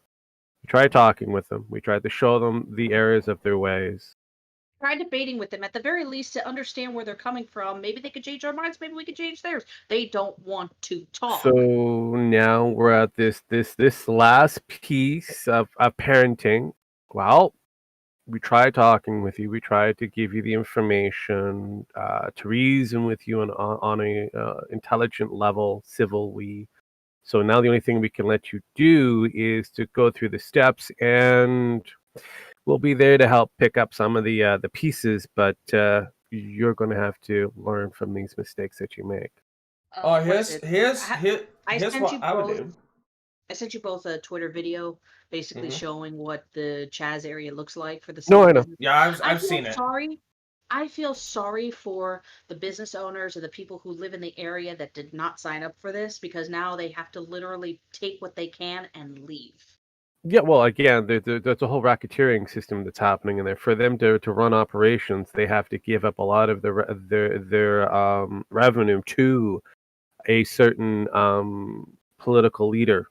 Well, again, that it's only going to last so long because if you're not allowed to walk into the area, if they're patrolling the borders, if you're not allowed to walk into the area to do business, I think they said police. There's not a whole lot of revenue that's going on. Well, well, for one, I think they said police, and two, I would have the perfect solution for this thing. Okay, so the Republic of Chaz wants to be a thing in the middle of Seattle. Fine, let the Republic of Chaz be a thing, and also let the citizens of Seattle that don't agree with the Republic of Chad, let them form a militia and let them keep guard on the borders just like with them. And actually, they don't need to. All they have to do is send their officers to be border patrol. Well, there you go. Have border patrol. Nobody. I mean, it is a 6x6 radius. How is it that the Hells Angels and the Mongol bike gangs are sitting here and joining forces to run some of these stupid Chaz people out that have started in other cities? Because of the fact that even they know that shit ain't gonna fly. It's not gonna fly. The Hells Angels, which is some close friends, personal friends, in that for my little running of circles. Even they would agree that this is a dumb idea. Yeah. But my whole thing would be set up a militia, or like you said, the police, border patrol around it. Nobody enters, nobody leaves. You need supplies? Well, you need to go through the proper forms and documentations for a outside country to be able to make trade with the United States. Vice versa, for us to do anything or get anything from you. If you Yes, want people to migrate over to there or to migrate over to here, you must have a passport, and you must set up the legal qualifications and registrations for a passport. You starve them out, yes, and Carl. when they leave, Yeah. and then when they leave, you treat them as refugees and prisoners of war for a time until they go through and get processed and all that good stuff, and they go through and they pay that debt back to society for being a dumb fucking idiot. That's Actually, how you do this. I would have a list of those who are considered the malicious leaders, and that they're citizens that are trying to cross over, like you would from, like, I don't know, Nazi occupation. Treat them as you would as a Treat them survivor. as a terrorist. Well, not certain individuals you can treat as a terrorist. Others, you have to give them the benefit of the doubt that you have to go through the whole process. You have to, you know, put them in a nice little camped area, keep them away from society at large as it is. Give them medication that they need, ask them a lot of different questions. Interrogation is a big thing. Find out whether they were, one of the founding fathers to this great idea or not. That kind of stuff. You get more information, intel that way. I mean, it's almost like we did that before during, I don't know, World War War One and II. World War Two. We also did that during the what Operation, Desert Storm and all that. Yeah. well, no, not only that, but also back like in 1800s, whenever No, I know, we I know. took I mean, Texas back from Mexico. yeah. Again, it wasn't keeping them as putting them as a soldier of war, because a lot of the times these are just basic citizens. So you have to figure it. You got to Yeah. divide them up. Sometimes you Right. get the answer. Sometimes you get right. Sometimes you get it wrong. But you have to divide them up. Yeah. Right. The last thing that you want to do is treat a civilian who is innocent and just wants to get out as a soldier, and that's just going to basically treat them as, oh, you're going to treat me like this? Maybe I should have stayed over there. At least maybe it would have been a little better. All right, but you gotta look at the structure of what they got now. How many of them are soldiers? How many of them are citizens? How many of them are just staying there because of that? And you don't know, and that's where you need to have Information. in this case, a light glove approach on this one. They are the enemy, yes, but you have to treat it very lightly. You're going to have people who are going to be coming over. It's the same thing that happened in Nazi Germany when you had people escape from that area to come over here who were German. Were they all bad? No, some of them were, some of them weren't. So you've got to go through the whole process of asking the questions and putting them into, watch.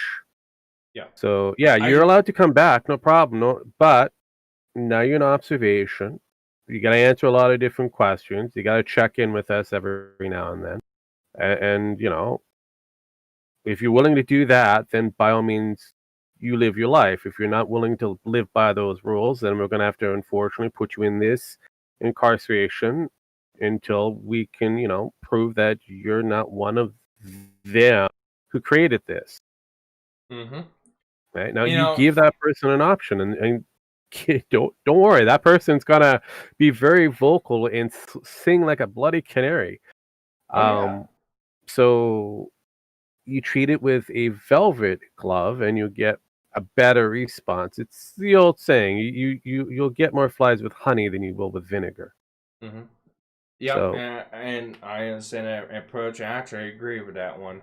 A little bit more finesse and stuff like that. But I find it funny. I find it absolutely fucking hilarious. These rioters, these looters, these protesters, the Republican Chaz and stuff like that. They all cry white supremacist, Nazi, Nazi, Nazi. But all of the stuff that they're doing is hand for hand, very similar to how Nazi Germany acted in their own Yeah. country. Yeah, and again, like I said, it was very divided on who was considered the good guy and who was considered the bad guy. And I'm just waiting for a SS type organization to be produced out of Chaz, because that's just around the corner. So yeah, just wait. That's all I'm doing is watching and looking at a small fraction of history repeat itself inside continental United States. Mhm. That's going to be an interesting cliff note for you guys for your historical records, Yeah. especially in Seattle, Oh, yeah. Washington area. I kind of feel sorry for Antoine. I'm not going to feel sorry for anybody who places themselves in a situation that they can Yeah. probably get out of. All right. Well, all right. So he's around the area. He's not in that area. He's No. around the area. I just feel sorry for him. I have a hard time kind of. It's the same thing when talking with obese friends, and they bitch and complain and moan about how big they are, and yet they're unwilling to take the initial steps in order to help reduce their fatness. Mhm. Okay, it's like, oh, I'm so big, and no woman will ever want to touch me, and all this, and yet you've got type 1 diabetes from day one. You should have structured your health around that. You had your first heart attack at 27. Jesus That's Christ. that's a problem. You end up going from a person of average size to now over the 300-pound mark.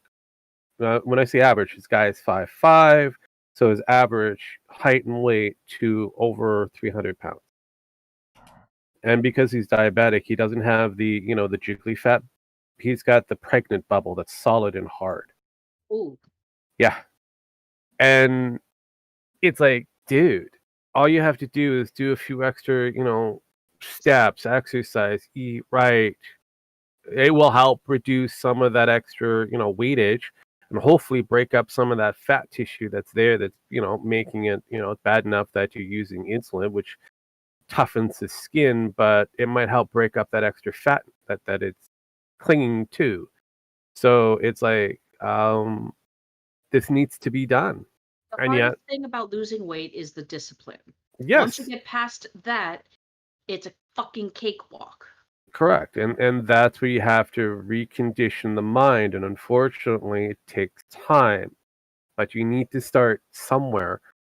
He ended up taking a few initial steps by getting into the exercise, by swimming and whatnot, which was great. I commended him for that. But all of a sudden, it stopped. And I was like, so are you still exercising? Well, I don't have time to do that. Okay, are you eating right? Oh, it's too expensive to eat, certain things. And I'm at work most of the time. And he's in the Yeah, we've security heard field. all of these And, excuses. and again, I'm hearing the excuse and hearing the excuse and reading the texts. And the text itself is like pages upon pages of, I feel hideous about this situation, this cute girl, and so on. So I'm like, dude, I'm tired of listening to people who are capable of resolving their issues and lying to me about it, that they can't resolve their issues. You took the initial steps. All you had to do was keep working at it, and things were slowly changing. You were losing weight. Now you're larger than what you used to be. You're eating more food than you should be. And I'm done. Don't want to have this conversation no more. Stop texting me. Just, we're done. And then I wanted him anally raped and all that kind of bullshit. But Damn. because I demanded that they take some degree of initiative. I was there to back them up when it came down to finding, all the different necessary tools. I pointed in the direction and kind of go, here's what here are the areas that you can select. You get to choose your destiny of where you want to go and how you want to do it. I can't tell you what to do. You have to tell you what to do. They took the initiative. They went forward on the information that was given. Oh And then shit. all of a sudden they did a complete 180 and then said, "Oh, I can't do it. It's too hard." And I'm like going, "But you took the steps. And you're Rogue, telling me that you can't do it, but you showed me that you can. You're Rogue, lying to me. We can't do this." Rogue just pulled a logging or shit. Whatever. What's the name of that anime? God, I can't speak. Holy shit! I had to. Amine? Anime. I just had a stroke. Holy shit. It's Anyways, okay. Okay, what anime? Windflare. You can call it Gurren fat Lagann. shaming. Hang on. You can Hold call on. it fat shaming all you want. It's not. I come from. I have a cousins, multiple different cousins, who have had issues with obesity. I've actually had a cousin who I grew up with. She, at a very young age, she was over 400 pounds, had to have at least 2 chairs in order to support her at all times. She had a huge degree of activity. She was very active in that, but still, she was unable to manage her weight.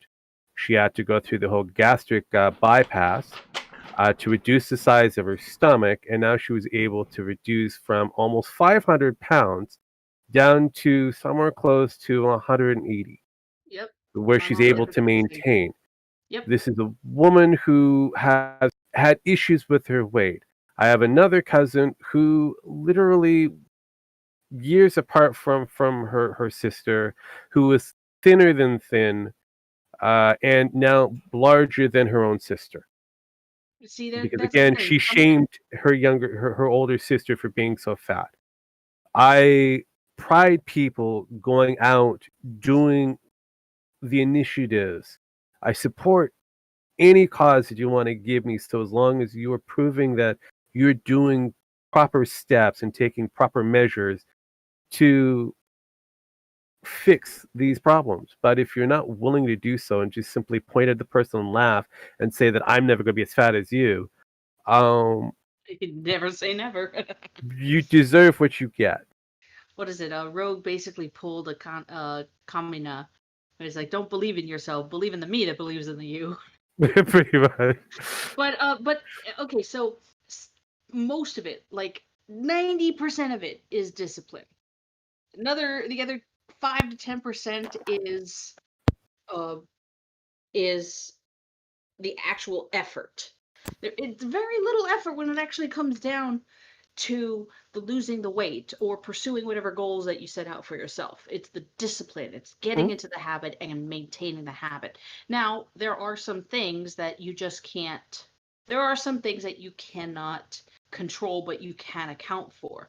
Some obesity is a medical issue. Yes. But that's where you still have to take the effort to speak with your doctor to figure out how to work around it. Mhm. Whether it's chemical, hormonal, thyroid, whatever you want to call it, you can get prescribed the appropriate medicine or surgery to actually start the process of, and then through discipline and effort going forward, you can lose the weight and then maintain a healthy lifestyle. Correct. Most people, when it comes down to being motivated from an outside source, require it so that they have something, The it's almost positive like reinforcement. they got the cheerleader, yeah, the positive reinforcement. Thank you. They need that. Sometimes and again, it's a small percentage that are able to not require that positive reinforcement, like from an outside source. They've got that energy within them, so they don't need it. So asking those people, how did you achieve the ultimate goal?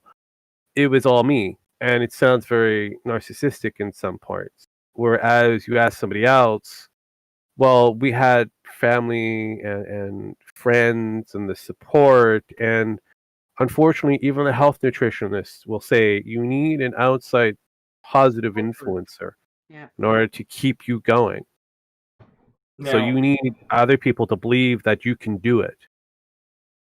now I've seen, some friends, they go through and they take the steps, they do what they need to, they get the positive reinforcement and stuff like that, and yeah, and I support them every step of the way if they want to take care of themselves and be healthy and stuff like that, and try to get the weight down. Sometimes it's real hard for them to do it. Sometimes it's almost damn near impossible, but they still put forth the effort to try. The people I don't like are the ones you see walking around like the state fair, 400, 500 pounds, in a moto scooter with a funnel cake in one hand, a hot dog in another one, and a fucking corn dog in the fucking mouth. Going, I Yeah, can't no, believe I'm I've, so I've fat. I mean, this and that, this and that. And Yeah, it's I like, wonder shut why. up. And this philosophical talk, yes, I know I flubbed that up, whatever, uh doesn't just have to apply to diet, to health. This pretty much applies to almost any endeavor that you want to undertake. Starting your own business, uh moving jobs, moving cities. If you don't like something of a situation that you can have an effect on, it is up to you to do it and follow through. You can Mm-hmm. have family and friends encourage you, or if there's something that you don't know, point you in the right direction of how to do something. Well, okay, so good example, something in my own life. Back in 2015, 2016, my house I was living at flooded for the first time ever. I was living, my mom was living there and my dad was too. And I was living with my mom and dad because the simple fact of I was trying to get caught up and trying to get money saved to kind of establish myself elsewhere, trying to walk up towards, getting a house. Unfortunately, when you go through a bankruptcy, you've got to wait a certain amount of time. You've got to build at up least credit. 5 years. So, Yeah. so it takes time to do that. So I was in the middle of trying to do that, build up my credit, rate the time allotted, and get stuff prepared for when I was able to be able to buy my own house. Well, some things kind of fell in favor for me. When the house flooded, my mom and dad was able to get an SBA loan, and on the property that we had, they built up a 10-foot pad. I think it's like 50 yards by 100. No, 50 by 50 yards or something like that. Of dirt. Put a new house trailer on it, and they had everything paid for SBA. They had to, they had to pay a little bit, but it's like a 0% interest loan. So they really lucked out. Got a newer house, and they were able to get themselves secure. That left the old house. I fixed it up. I did some work on it, and it's like I've got a place of my own. I can kind of lax down a little bit. I've got a place of my own now because I bought it outright from them for about $1,000, and I did work and modifications on it. Well, come last year, got flooded again. Well, I was stuck with a choice. So apparently it's going to be an issue with flooding now, it looks like. I can stay where I'm at and deal with it as it comes along and deal with the issue every year, having the chance and possibility of being flooded. Or I could take the initiative and actually push forward with the plan I was walking towards and get my own house. And I had a lot of help doing it. I had a lot of moral support and guidance from my mother and a couple people I work with, because I've never bought a house before in my life. I didn't know what to do. I didn't know how to go through and do the processes. I didn't know where to start. So I relied on that guidance and that support to help me through the processes. Took a while. Took about 4 or 5 months to go through the complete process, but I was able to finally buy this place. But I had to put forth the effort. It wasn't going to be given to me. It wasn't going to be handed to me on a silver platter. Here you go. I had to go through all the steps and the processes, talking to the people, submitting documents, doing the legwork, and all that good stuff to achieve this. Well, speaking This- of efforts, we have a Gemex in the house. What are you talking about? he What you talking about? took the effort to get here. Yes. Yeah. Well, I just got back from a trip, so. You Yeah. were the. Did you thing go about to the that Republic of Jazz? Oh God. I wonder if he did. That'd be awesome. His Did you silence get is popcorn? consent. I went to Africa, and now Black lives do matter. I understand.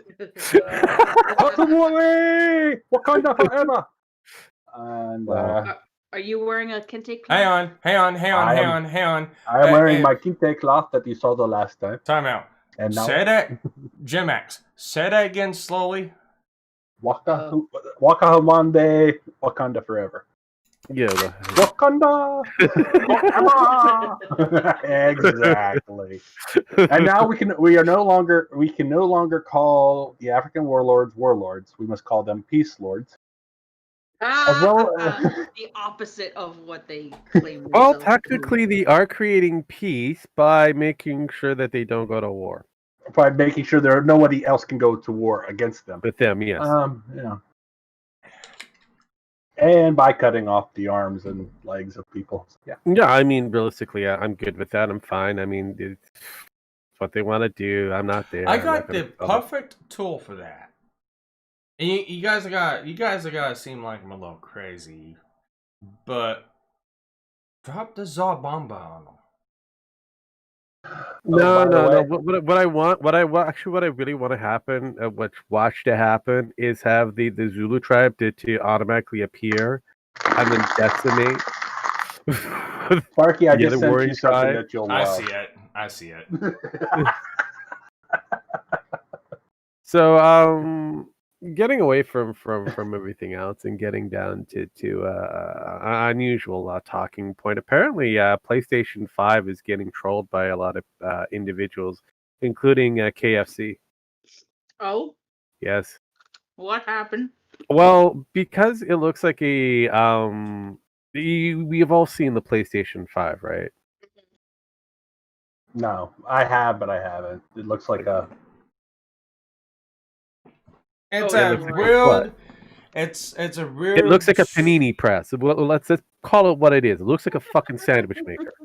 I was gonna say it looks like a penis smasher or vagina, but yeah, you can go with that. Because you Same can put thing. it on the side. I've seen somebody Photoshop it to look like the Eye of Sauron. Yes. I've seen some people make it look like the Twin Towers and the Xbox, the new Xbone is one of the planes. Oh god! But apparently KFC has its own gaming console. Oh, really? Yeah. Let me. Let's see here. Let me send you the Panini the link. 1.0. I'll send it to you, Sparkles. You know, first. I hope they make a pink version of the PS5 looking at it right now. Because it then would look like a vagina, but Yeah, control. It might be a feminist frequency special. It There might you be go. No, there you go. Get those words out of your mouth right now. feminist frequency special. Fuck you. What's her name? I need Anita that stuff Sarkeesian easier. special PS5. Yeah. There you go. So I've sent you guys the article in question. It's the KFC. Well, the world awaits for the release of a new generation of consoles. It looks like we have a surprise entry. Sony and Microsoft announced their flagship PS5 and Xbox Series X, but it looks like they're facing some competition from the beloved food chain KFC.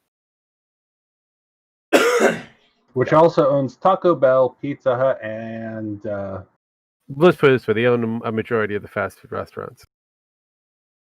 everybody but McDonald's.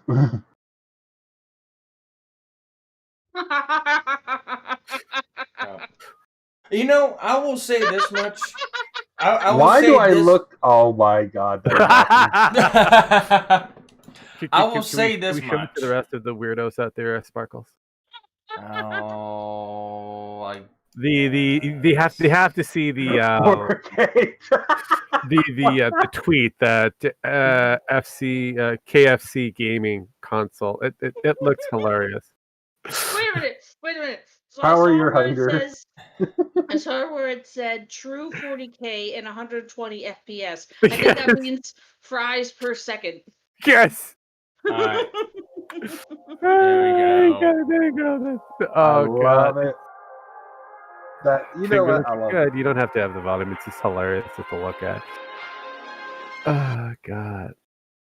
Yeah, I saw Dean Kane retweeted this, and I thought, oh god. Oh, Xbox replied to them though, and I said, "Can you lay it sideways?"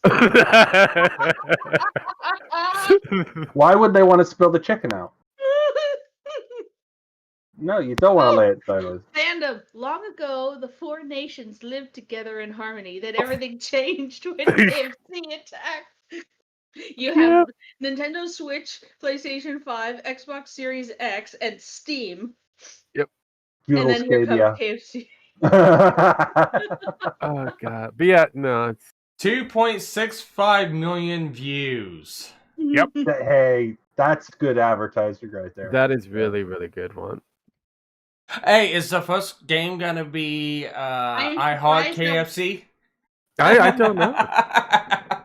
Either way, I'm going to be signing up for the first No, item. it's gonna come bundled with the Colonel Sanders game.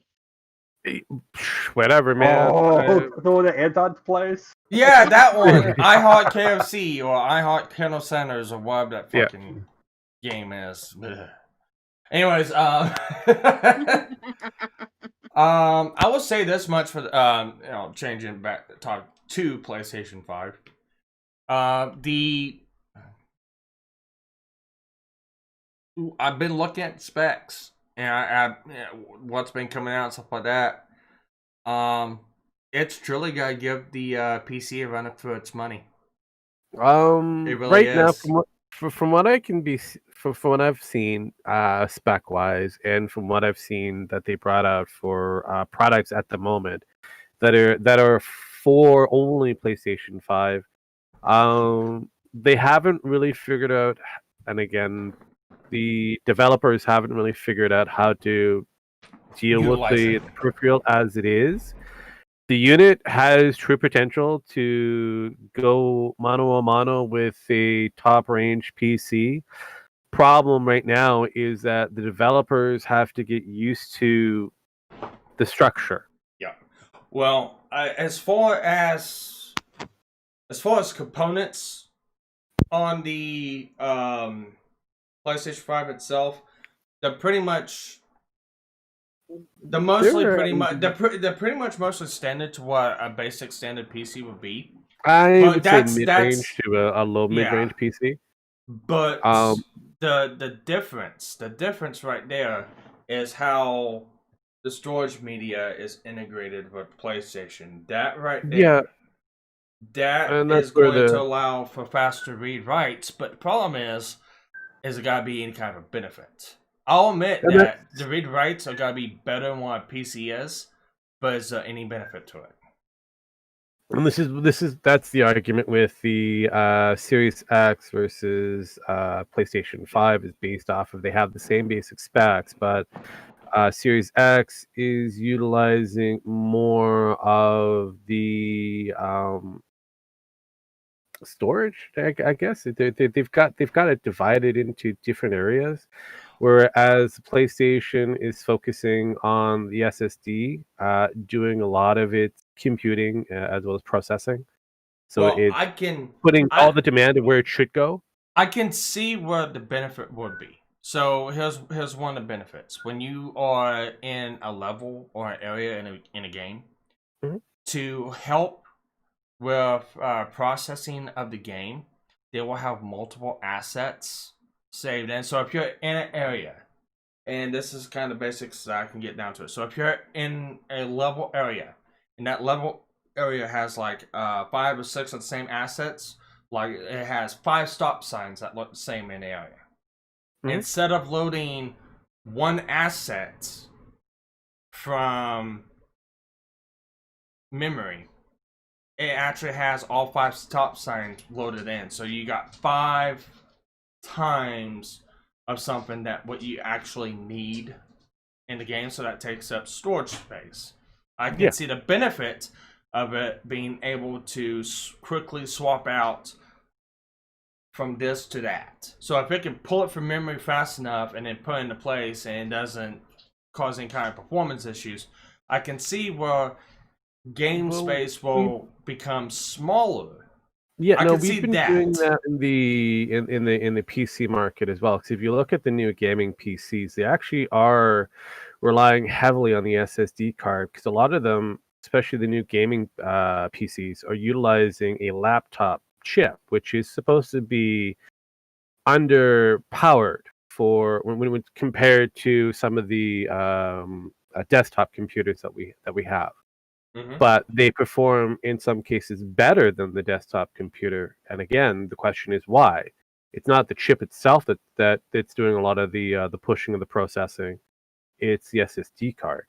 Yeah. What PlayStation has done is learned from that gaming laptop and the smaller gaming computers and just made it a very larger console. Yeah. And I can see. I mean, I like. Well, not the design. I like the concept of behind it. The concept is great. The design, like I said, looks like a very panini press kind of look to it off to the side, even if you put it vertically. They need to make a 2-in-1 combo so you can actually make sandwiches while you're playing games. Yeah, they should have that extra. It's like pop it up, make you sandwich while you wait, while you play a video game. Once the sandwich done, put that CPU cooling to good use. I know, but overall, it looks interesting. Right now, they haven't pushed a great deal of the specs capability, especially on the development end. So the game developers have to step up now to actually push the unit to see how far they can, go over. So I'm looking at the new Unity 5 that they brought out, which is, or the newest version of Unity they brought out, which is going to push on mathematical equations. So you're going to have a lot of triangles being created. And we have a unit that was utilized for this software, and that could showcase its true potentiality. This is something that myself and GemX kind of had a little bit of I'm not going to say a huge argument on, but it was a discussion. And he was under the impression that the Unity presentation was done with a PC. And I'm like, no, this is actually done with the PlayStation 5. They used it for a reason, to showcase that there's a huge possibility. They could have done it on a low level gaming laptop and showcase that it has the potentiality of making a underperforming unit to outperform based on the new mathematics that it has. I see, and that's the thing, and that's another thing too. It does not take a lot of computing power or a lot of horsepower from anything to really kind of generate these 3D objects, anything like that. No. Where you get the problem is the interconnectivity, the speed between the devices. That's where you get issues from. So, so common concept. Read-write speeds on SSD. Read-write speeds on SSD are very high. They're very good. You put an SSD in place of a computer that's using a hard drive, you're gonna see better performance. However, you're not going to see those actual speeds because of the limitations of the actual SATA port. So you're gonna be limited down to what the board itself, the CPU itself, the memory itself can pull from that hard drive and put onto that hard drive, which is not anywhere close to the capabilities of that SSD. Same well, thing you also with got to look at graphics the RAM card. buffering. The RAM, yeah, that too. There's a lot of interconnectivity. So if you can get those speed cycles up, you can reduce the horsepower you need to be able to generate these 3D objects and the sceneries. The problem is it has to do so much computing to be able to downgrade it, to be able to then unfold it and then bring it back up. It's got to basically compile it down and go through a kind of a compression transcoding to send that you end data up with from one place to derendering to another. re-render. Yeah, that's where you have to have a lot of horsepower from, is for those calculations. But to generate the actual 3D object, you can do that on a basic, simple PC. It's just not gonna be fast. Sparky, my cat says you're being boring. No. He sounds like he wants to get out. He wants to speak his opinion. Of course he wants his opinion. Somebody else can add to that. No, but no, you're correct on that, because I've had that discussion prior when the announcement of the specs came about for both Series X and PlayStation 5, and doing the comparison. PlayStation 5 seems to be edging out on the market, even though there's a lot more RAM on the Series X side of things, so it looks like it's going to be faster. But realistically, it's not. Yeah. The proof is going to be in the pudding on the application of how both of these peripherals are going to be developed game-wise. It's how the developers are going to utilize it. Yeah. Realistically, I see over time PlayStation 5 cornering the market again. It's going to be a slow build, because now you've got to retrain a lot of these developers to push product. Well, a lot of them are going to play safe. All right, so here's where it comes back to: is it going to be beneficial or not? So, okay, you got a PlayStation, or you got a game console now that if you change how a game is laid out, made, and designed, it can play it the way it's supposed to, but it requires a lot of training and design and the makeup of the game to be able to utilize that. This is why I kind of foresee. I foresee PlayStation specific titles taking advantage of that, and it's gotta be a slow build up and process. It's gotta be probably a couple years, 2 or 3 years, this product being out before they kind of fully take advantage of the actual hardware. But until that time, they're gonna probably continue making games the way they have been, and just switch it over, from PlayStation 4 to PlayStation 5. It's not that hard to convert a game over from one console to another console if that console is capable of playing it. I'm pretty sure the 5 would be capable of playing games that the 4 was able to. So yes, it's not gonna be it's not gonna be that hard. Grand Theft Auto 5 has got a crossover. Yeah, so it's not that hard to transfer games over from one console to another one, and this is what I actually foresee happening. That's gonna be console specific, but you're gonna have game developers make the game for multi-console platforms. And when you have a game developer make a game for multi-console platforms, it's basically going from the lowest link on the chain. They're gonna go to the console that they're putting the games out to the lowest spec. So they're gonna make sure that the game comes out will play perfectly well on that lowest spec console, not taking advantage of the hardware and the highest spec one.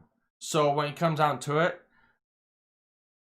you can get the new PlayStation 5, but you're not getting any benefits. You'll probably get benefits 2 or 3 years down the road when they finally start utilizing it better and for console-specific games. But if you're playing a game, or you grab a game that's going to be like for Xbox, PlayStation, or PC, or anything like that, it's probably going to be dumbed down, and you're not going to see any kind of difference. Well, a lot of problem with programming today is sometimes the programming is overly complicated in order to get something to work with another part as well. So a lot of times what you're seeing is the program is bigger than usually what it needs to be by massive amounts. And we haven't really learned how to cut it down. Well, it's because we go so quick. It's not really that. You can get anything. When you cut straight down to it, the PlayStation, the Xbox, for the last 10, 15 years, from back whenever the 360 came out to the PlayStation 3, they're basically computers. They stopped being consoles and started becoming basic computers. Because the PlayStation 2 had its own kind of generic software and hardware. The Xbox had its own kind of generic the software. PlayStation 2 could actually run on a Linux program. Same with the other ones. So yeah, it was a qualification of a computer. Yeah. But what I'm getting down to is they got away from how consoles were and started making them more like computers. So you can get any kind of computer program game to run on them. Run them correctly won't require some tinkering and, editing some code, but it's not that difficult to have cross-platform capabilities. What I'm saying is, the companies pushing games out now, they have to, like I said, they have to span across multiple platforms, and they design the game to run efficiently as they can on the PlayStation 5. It's not gotta run like that on the Xbox if the Xbox is not up to par to the PlayStation 5. So they have, it's employing marketing. You have to design the game to run on the lowest tier system there is. If you do that, it will run perfectly fine on the rest of the systems. You just gotta change some stuff around a little bit. But if you make a game that's designed to run specifically on the PlayStation 5, you basically gotta redesign and remake that game to run on a lower tier platform. That's what I'm kind of getting at. Yeah, it looks like the PlayStation 5 is going to be a better console, but I don't see it being taken advantage of. No, that's where that's why I was kind of directing towards. It's going to be over time, it'll be a better console, but right now, because from what I can see, even for the early introduction, just for PlayStation 5 related games, they're not taking the advantage. Like the early games are like going, even though they've had time with this unit on the developer side of it, they haven't taken the true potential of what it could be for their games. So I'm glad that they're doing the ray tracing. It's really good. These are small steps, but they really need to make the big leap and taxing the hardware. And unfortunately, it will be on the PlayStation's end of it to prove that it can be done. But the other problem is consoles only ever last about 5 to 7 years. There's talks that this is going to be the last console generation for both of them. I can see that. They're just going to go straight computer after this. I mean, that's the only other. Realistically, did you look at the two consoles that were available for PlayStation's end? You have one with the disc, one without the disc. One's digital, download only. The other one is combination. So they're going to be going into a digital release only soon. You won't need a high-spec PC for that. You'll just need a something that's able to process very quickly. Yeah. Same happening with Series X. It has the same. And even digital. Even then, back at Xbox 360, PlayStation 4, and Xbox One, I even think back in PlayStation 3, they made an option to where you can download the game from the disc to make running and loading a lot faster. And then they kind of took that away and made it automatic because of all the patches, updates, DLCs, and stuff like that that came out with games. So basically now, technically the game is on your hard drive. The majority of it. You only require the disc for like authentication to, okay, yes, you got the game still, you can play it. That's pretty much, the disc is just the key now. Yeah. So the next step would be just get rid of the physical format. It's gonna piss some people off, a lot of people probably, because Well, on the people. last time- It's going to get rid of the whole collectors. The collectors are going to be royally upset. yes. Well, not only that, but the resellers too. And there a majority of people who buy these like to resell their game. Yeah. So I honestly, I don't. This is the last time Xbox tried to pull this. They did it in a really bad offhand way. But honestly, what they're going to want though is people that have to have connectivity as well to make sure that you legally own this, and that's the big problem. That's a big problem because nobody likes that. No, and it's the sell. That's what they have to do. They have to solely sell you into that idea. Yeah, I don't know if the thing is the people. I don't agree with it, but I mean, so back when the Xbox One and the PlayStation 4 came out, I mean that was one of the big hot topic controversial things because they're getting rid of the physical format and they're gonna go to digital media, and everyone threw a big uproar. But what they didn't know, well, what they kind of did know, but the average consumer didn't. Steam was already doing that right then and there, and Steam was getting a lot of not pushback, but a lot of movement from it, and a lot of people going to Steam because it was easier. You didn't have to go to the store. You didn't have to wait in line. You didn't have to go. They're out of the game. You got to pre-order it. You didn't have to go. You didn't have. You don't have to be online constantly. Well, yes and no. Well, yes and no. Steam, you do have to be online because it does have its check-in. Some, but you don't have to be most permanently games. logged in. Yeah, most games. No. Most games. For the majority of your roster, it needs to be checked in. You may not know. Regardless whether you play it offline or not, which you can do, your roster still needs to be checked in order for you to have access to that. That's a requirement. Steam's make sure that it has an underlying requirement that it has to do its checks. Otherwise, certain games will not work properly. Other games are fine because they may have a DRM free option. Whereas GOG, good old games, they have no check-in requirement on their Galaxy library system that they have. And all of their games are DRM free. And at the end of the day, that's not the console manufacturer doing that. That's the game developer. Yes. Yeah. So that's not the console developer saying, well, you have to be connected to it. That's the game developer going, well, you have to be connected so we can verify that it is a legal copy, is yours, and there's been no tampering with it, this and that, this and that.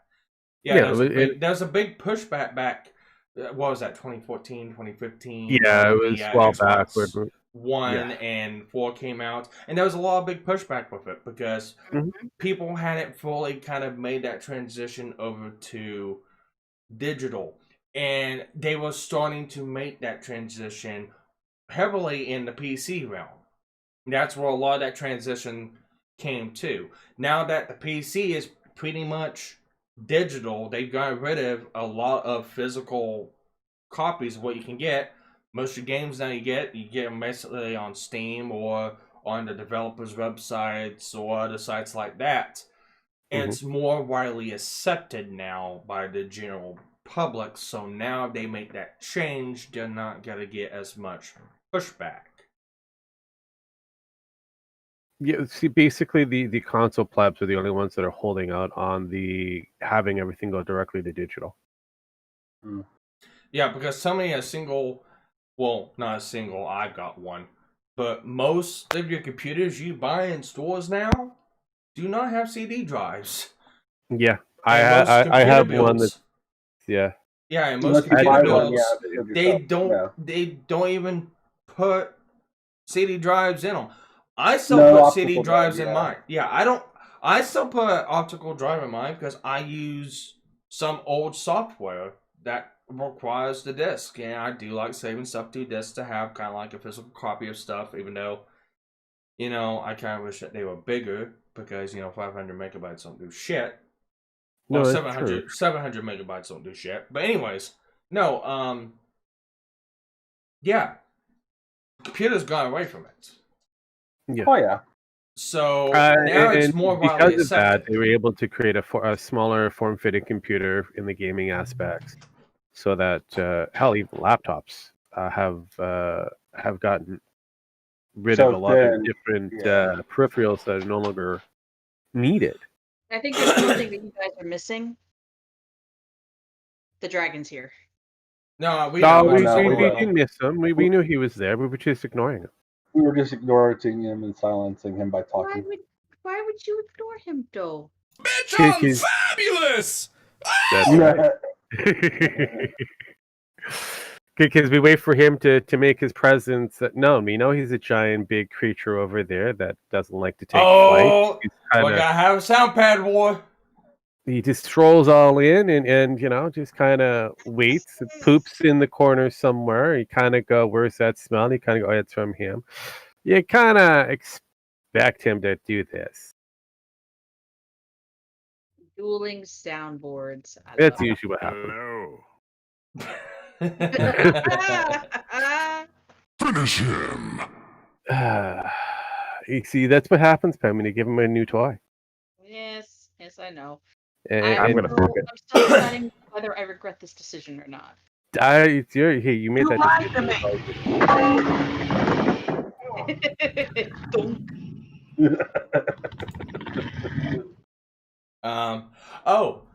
I seen something that I tagged you in on Facebook, Pin. Mm-hmm. Oh, I'm glad he didn't tag me in on Facebook because it's kind of hard. I don't to find. have you. I don't have you on Facebook. That's right, because I'm hard to find. Oh, by the way, you just have to type in Cayman Frog. That's double G. You'll find the GNF Facebook there. Basically, he's saying it's not that hard to find me. If I'm actually telling you how you can find me. Yeah, all you have to do is type that in. Like, boom. If you can find GNF. As to find me, TC Rogue, I wish you the best of luck. All right. What did you send something to me then on Facebook? Is that what you're saying? I tagged you in it. Oh, 4 hours ago? Okay.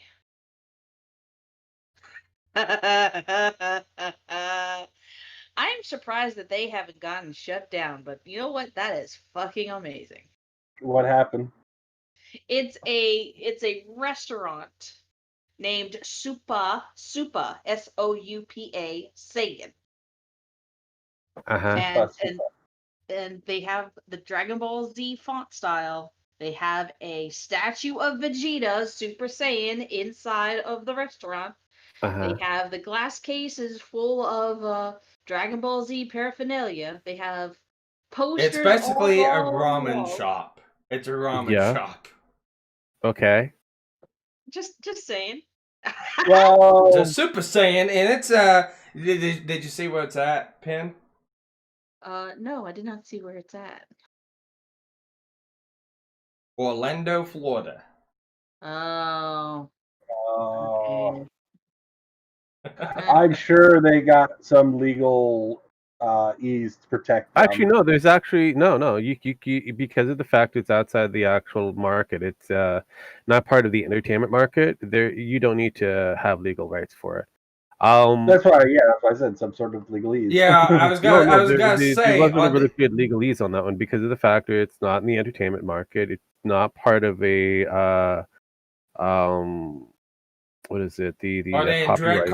Are they in direct competition of the people of Toyo Animation of selling ramen Yeah, noodles that's right, to yeah. people? Yeah. Well, I mean, you So could say the same thing. You could say the same thing about certain makeup artists having their own makeup named after Zelda stuff and whatnot. which with is why they can get away with it legally. Yeah. With the Hence- iconic iconography. Never mind. I'm gonna shut up. Wow, Penna's gonna be quiet. That's a first. Shut up. Come no, on, Rogue, it's- give her a chance. Mhm. But no, I thought it was cool, so it's like, oh sweet, Super Saiyan. Super Saiyan. Get it right. So you see, Winsor, my friend thinks that Sony is going to make it so that the disc version of the PlayStation 5 doesn't download games, and I asked him why he thought that, and he didn't give a clear answer. That's because of the factor it's speculation. Because of the factor that he believes, like everybody else does, that they're going to be pushing more to a digital market. Unfortunately for Sony, they know that their market is divided and that um, they have a strong physical disc sales as well as they have a pretty strong digital sale. Why divide up your market right away if both of them are pretty strong? Yeah. So what's basically gonna end up happening, and this is kind of why I kind of see it going. So the disc version's still gonna be able to download games, but not vice versa. Correct. The non-disc version is not gonna be able to play physical media. So if you have, say, you have a PlayStation 5 that plays discs, and you buy some games for it, and then you buy, say, later on, you upgrade that. Unless they have kind of like what I don't ever see how it's gonna walk. You have to rebuy the game, regardless if you want to play on the non-disc version. You have the disc. Correct. You're I just gonna have see to rebuy the game. I see more digital sales happening, as in they're going to have a lot more digital available games at a faster rate than the actual disc. I see the disc games being delayed with shipment. So it'll take longer for you to get this new game. It won't be in the shelves on day one. It'll be a while. They'll probably say about a week or so before that is available in disc form. Whereas the digital release, ready to download. Hey, right now it's downloading, waiting for you to be playing it right now. Yeah, they're gonna be I'm gonna speculate they're gonna be pushing the market to go digital instead of physical. You're gonna have some of the diehards that gotta go, no, I'm just gonna wait for the physical copy, but it's gonna be pushed towards that avenue. But I also kind of foresee if they want to tempt that, they need to bring some of the cost of these games down a lot. Yeah. Like 10 at least like $10-15 Oh, No, I to kind of no, entice it. yeah, no, I wouldn't put it past them for them to do that. I mean, Well, most people could say that, but the problem is we always see an increase in price, never a decrease in price, regardless of whether it's physical or digital. Actually, that's a lie. Both physical and digital do have a decreasing price over time. Um, it also comes back down to the developer's decision on cost, not the actual game unit. Because No, a what I lot of mean, the over games, time, a lot yes, of the but games when you look at it from a PlayStation end, is usually cheaper than the third-party developer. mhm. Hmm. But what the reason why I'm saying that is whenever you make a physical game, I mean, you've got to make the disc, you gotta put the data on it, you gotta sell it, you gotta ship it, and stuff like that. There's extra cost to it, so a physical game technically is going to cost more than what a digital game would. And they don't do it for some reason, but I really think they need to start reflecting that on the costs of the game. And that will tempt sales more in favor to digital media. Mhm. I would It's think. just it's a matter of when they do it. It will eventually happen. It's just where they want to promote it. I think right now, this is too much of a front or too forward-thinking conversation to be had when it comes down to PlayStation when they already have a divide of the digital versus console, and they're working on a brand new console that's supposed to be coming. I think what they really want is make sure everybody has their console of choice in their hands before they Oh, jump to the next market of how they want to redesign. basically what you're saying is they want to see how many people buy the digital, how many people buy the optical drive one, and make before sure that go- they could jump in the bright boat. Yes. Okay, That's so not a bad idea either. I'm dropping frames. That sounds normal.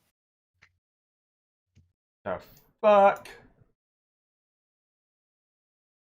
Sparky, what language?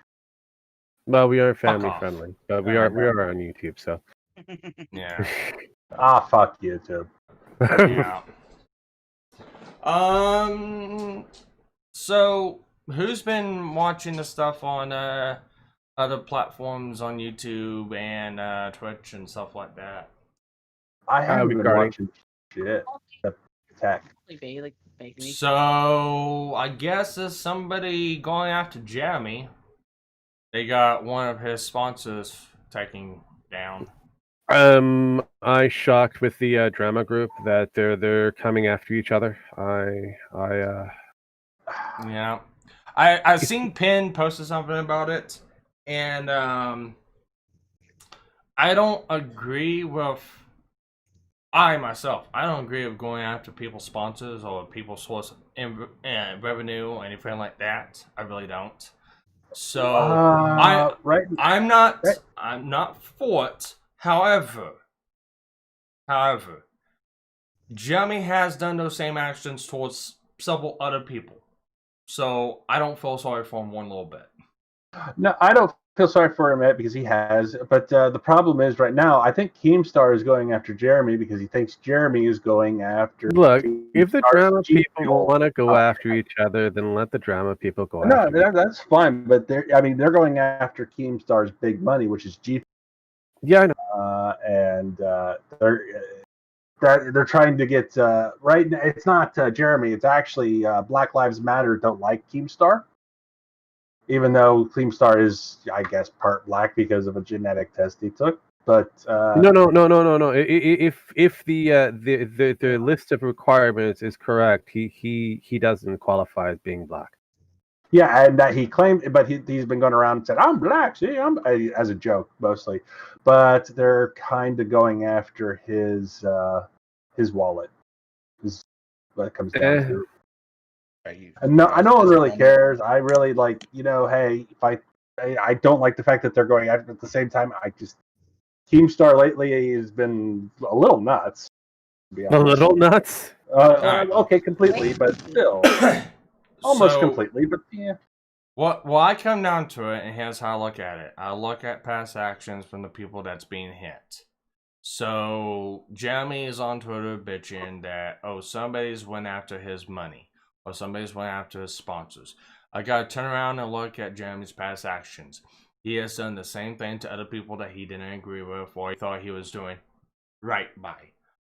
Well, so he's getting hit by the same thing that he advocated for some time ago. I really don't care. Let it happen. Yeah, In my opinion, I think they all need taking down. I think it was Raid Shadow Legends that dropped him, but they didn't drop him because of anything. Black, they don't care. They're Russian. They don't give a fuck. Let's be honest. What the reason he was dropped is he just wasn't performing well. That's what I hear, but I don't know if that's true. No, I can believe that. I mean, about time. Yeah, I know he speaks. Yeah, but you got I had Jeremy. my second sip of coffee. There you go. You got Jeremy, and now let's see. See, I know Boblox got hit. I know Tipster just got hit now with demonetizations and stuff like that, blaming YouTube and this and that and this and that. And it's like,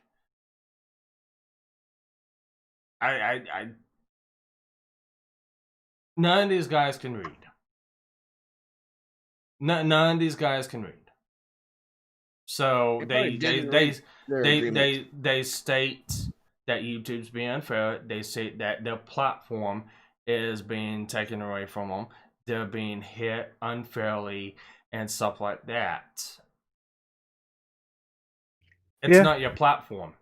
It's YouTube's platform. Well, YouTube can decide who they want and who they do not want on that platform, whether if you are or not following Within TOS. whatever terms, yeah. And there's actually a little caveat in that. There's a caveat in that. And there's also Wait, a little spot. for if you want to, battle your way through a visual, stunning, realistic fantasy RPG with hundreds of champions from 16 playable factions, you may want to join Raid Shadow Legends. We're not being sponsored. Well, that And neither that- is Jeremy. yeah. Well, you got that, I have but nothing against it personally. But in the terms of service in YouTube reserves the right to remove or demonetize anyone they want without reason or regulation. Yeah, I know. So even if they didn't break TOS, YouTube can still do it. Bitching and writing and money and grabbing it is not gonna change anything. Nah. Go to D Live. did you just say grab him by the pussy? Grab them by the pussy. That's what I thought you said. Yeah, but no, no. He did say grab them by the life. The point is they've been hit because of the content that they've made. Yeah, no, it makes sense because realistically, they're a drama channel. Eventually, the drama channels are going to be hit. I mean, Drama. You are... do not want to do drama. You do not want to do response videos. You do not want to. It's a Gundam got hit. Mhm. I'm On still Twitch. waiting for Jake Paul's. I'm still waiting for Jake Paul to be hit because he did I don't something think very he's going illegal. to. He's not Jake going to. Paul? He makes too much Or- money. Yeah, Are he you, did something. Jake Paul is the lesser known Paul brothers. Are you referring to Logan? No, Jake Paul really fucked up. Oh, Jake is not even part of the equation anymore. He's barely even on the YouTube sphere. It's Logan that's on the YouTube sphere. Oh, I didn't know that. I thought But- Logan Paul was on his own podcast. No. He has that, plus he has his YouTube channel. But no. Uh, But no. It's come back. As well while I as was- he's changed his stripes a little bit. Not by much, but he's changed his stripes. Where his brother, on the other hand, is still fucking up. But oh no, Logan Paul's still fucking up pretty good. No. I said change some of his stripes. God. Not all. Oh, that's true. coming back around to what I was kind of saying. Are you Like, doing a reach it's- around? If so, you yeah, want to use whatever. Anyways, seeing Jammy bitch about this, seeing Tipster bitch about this, seeing It's a Gundam bitch about this. He's bitching about it because he got removed from fucking Twitch. And it's like, of course you got removed from fucking Twitch. Do you not see some of the fucking content you did? Well, I'm just laughing. It doesn't matter. You laughing Well, at another person on the platform is against the fucking TOS. Well, the problem is his content is he strictly does gaming on Twitch and does all his shit on YouTube. But I think he forgot the part of the Twitch's TOS no longer qualifies you for just being watched on Twitch's platform. It also Correct. means on YouTube. So if you do shit on YouTube, you can get hit by Twitch. Like the same Twitch. Tipster Twitch did is the now same like- thing. He Yeah. bitched about getting removed from Twitch. And it's like, well, the TOS incorporates other fucking platforms Yeah, and they stuff like started that. It's why they removed what? It's why Medicare can't make a Twitch account. They banned his account pretty much the minute it's made. Yeah, well, they Yeah. not just that, but TFM can't make a Twitch account because of the factor that he doesn't qualify. So Yeah, he's already bitched about that. Let's see. And it's gonna be very soon. YouTube's gotta start doing the same damn thing. Yeah. I mean, did anyone ever remember when Alex Jones got like nuked off the internet? Yeah, no, Yeah, yeah, you he was gotta on do the something. not on Twitch. You know what? Yes, it's unfair. Yes, should he have been removed? No, I kind of like some of his content. However, that's their right to fucking do it. Yeah, it is. Alex Jones has every right to go out. And I can't remember what it was. I was watching a video. Yes, that's right. Leonard French made another video just the other day about the Aquila Hughes frame because they made a motion trying to speed up the granting for payment from Aquila to Sargon to speed it up. and Aquila fucked up yet again, obviously, because, but no. What did Are we she do? Because surprised? I had started watching that video, but I didn't finish it. So Okay. What happened now? All right, bring it down as simply as I can put it. So, Aquila has made statements on Twitter and on YouTube towards on Twitter to YouTube or about YouTube, contacting them, pretty much stating she is having to pay $40,000 to a white supremacist. It's all YouTube's fault because I had to go through and I had to sue this person because of YouTube's policy, and basically turning around and saying that she had no choice to do this because YouTube made her, and YouTube's at fault because they wouldn't remove Sargon of Akkad because he's a white supremacist. Okay. And Sargon's lawyer took this and is like, this is further proof to clarify that she did not do this under intention of fair use. It was under intention to silence free speech or silence somebody on a platform. Mm-hmm. So that's someone who just opened himself up for a can of lawsuits. That's why you keep that's why you keep court shit out of the public. Yeah, this is why you need to keep some court shit out of the public. Well, technically, so you remember what you and me were talking about a while back about stuff you say online can be used against you from certain aspects depending on if the context fit? Well, technically, she wasn't talking about the court case, and she wasn't technically talking about the lawsuit, and she didn't even bring up names. But she did bring up the fact that she's having to pay $40,000 to someone that is a white supremacist, and YouTube will not get rid of them. Well, so, in context, that matches to the court case, and that's something that can be used against her. Not only that, but now, if Sargon wished to, could pursue additional legal action going defamation. You just connected this court case and called me a white supremacist. No, that's not defamation at that point. I said could. He might have legal ground to do so. But you have to look at sue her. Either way, he's going to sue her into the fucking ground. Yeah, he could. He could, but it will be a frivolous case. It's not going to go anywhere. Okay, she called you this. Well, you also call her this because they gotta look at the unclean hands law portion of it. Okay, was this unjustified or was this justified in response of a response that you made to this person? Technically, it will go nowhere from it. So basically, nothing can be done. However, her stating that pretty much slams the book on the case of yes, she did this maliciously. Mm-hmm. And this is what they put forth to the court. Hey, can you please make a ruling on this? These are some new developments that has came up now. So can you do this? And Leonard French even stated this as such. Because he brought up the terms of service of the platform and stuff like that. Because he's even stated the copyright and the terms of service are two different things of the platform. They are not binary. They do not go together. YouTube's terms of service has to conform with the law. But the law does not have to conform with the terms of service. The terms of service can be anything that they want, but YouTube decides to run within the realm of the law. So they have the DMCA safe harbor provision. So it's not YouTube's fault that she had to sue Sargon. It's YouTube has to follow the law, and that's what the law states that YouTube has to do is tell this person, hey, if you want to go further, you have to sue this person. But yet, she did not have to. She could accept the fact that it's fair use and not pursue the case any further. So, she's got herself kind of pinned in a corner. And when it comes down to platforms, in terms of services, Leonard French even kind of hit back on to Section 230 that he went on the other day.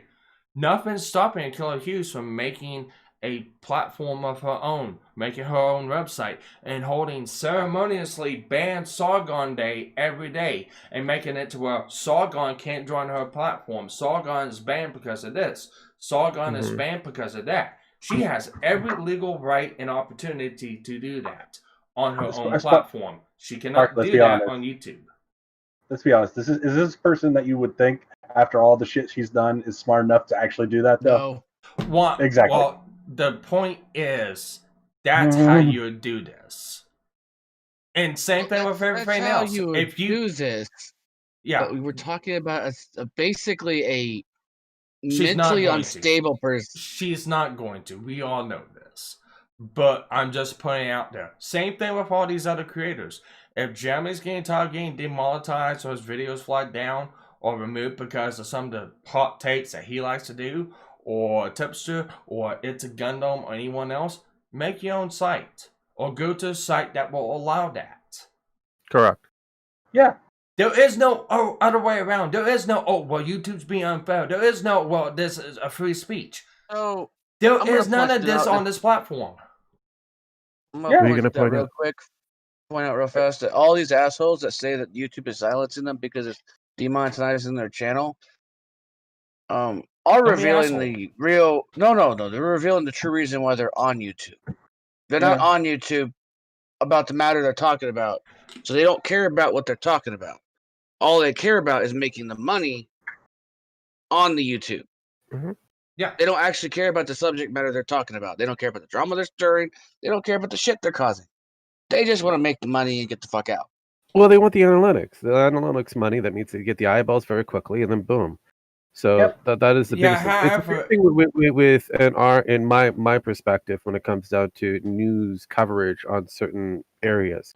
For example, the George Floyd thing. For me and Nemo for the TRPC, I wanted to wait to get more information before jumping on this shitstorm that was. And it didn't look right to me. I kind of made a very snap decision that, hey, yeah, no, a black man probably deserved. Now, is that kind of called for? Because again, that'd be analytics. That'd be money in my pocket because that'd be eyeball count. I don't care. At the end of the day, I want to make sure I get the story correct, so I don't have to go back in and so that there's an apology. Well, we made a wrong decision. And there's a lot of people we had. And there's a lot of people that don't do that. And there's a lot of people that end up paying for it. And yes, you want to get the view count, you want to get the eyeball count. However, that also comes with a price too. If those eyeballs, if those views and those interactions don't agree with what you say or think what you said is out of line, and they flag it, which anyone that has that account can do that. Correct. YouTube will take action because, hey, the source of their revenue and money doesn't like this. Mm-hmm. So it comes back down to I'm trying to go by the old standard of report the news. This is what we know as what we know as of right now. We'll have to wait until to give you more further information. That's what we should be doing if we're going to be talking about news and anything drama related, is wait until we get the full information, all that data. But unfortunately, people like Keemstar and Jeremy. Right. Unfortunately, people like Keemstar and Jeremy and even within the Sargon of Akkads and that, they like to jump because of the analytics. We put the video out, my 100,000, eyeball count that's there. I can get them to push this dislike button thing, get the interaction, get them talking with each other.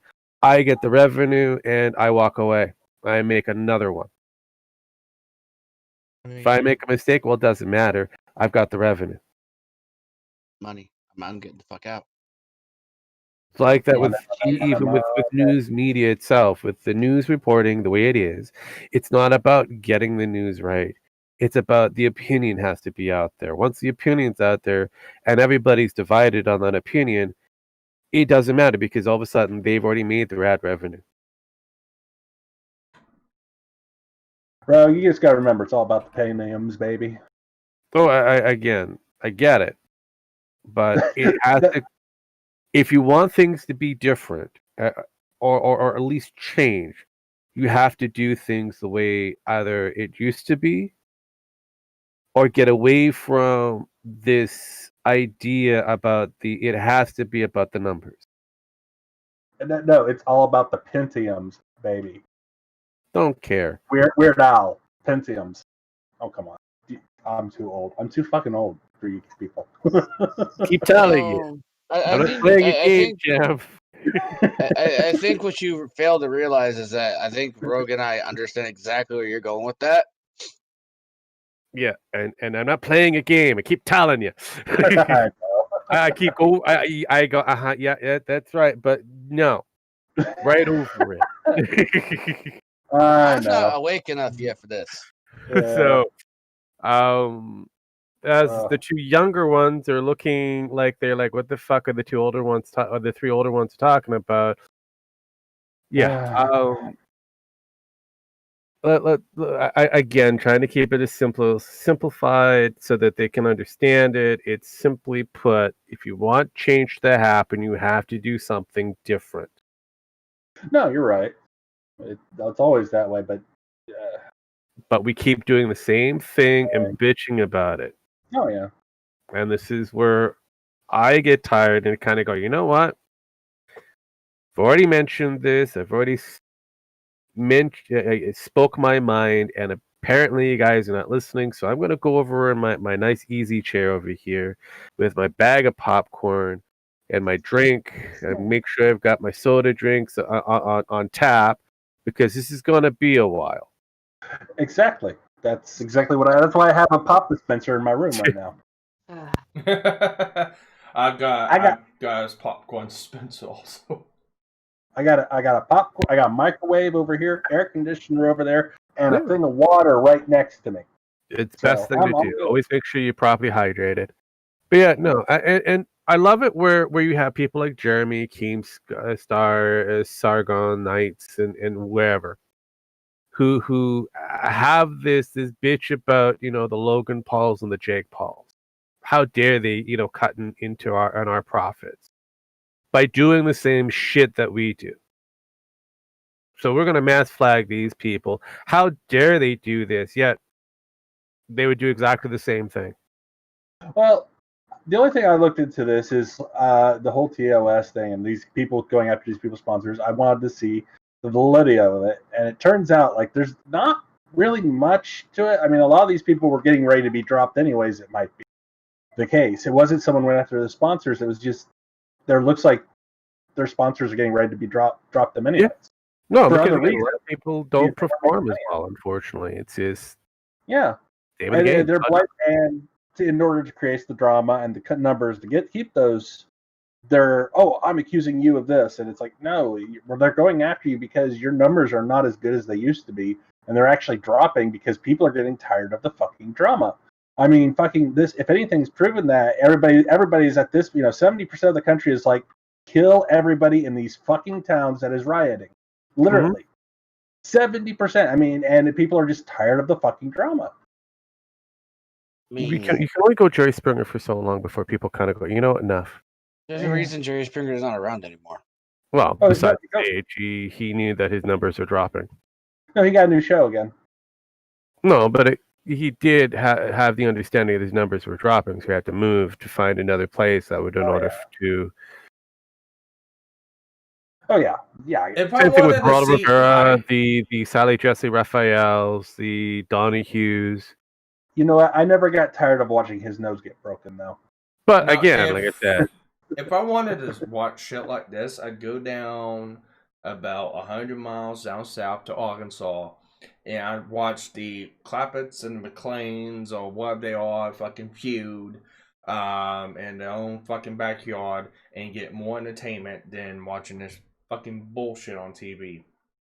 Yeah. See, Arkansas is where I go for watching but it's his baby and it's my daddy. That's Arkansas drama. You know what people don't get tired of? You know what people don't get tired of?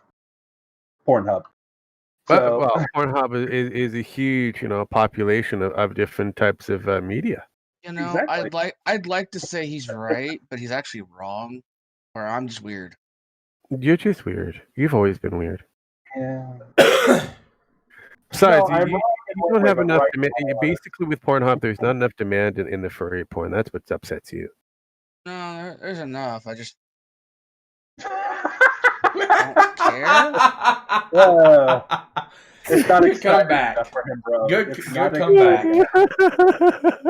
I mean, let's bring this. Do you want us to bring this on back? Sparky, really?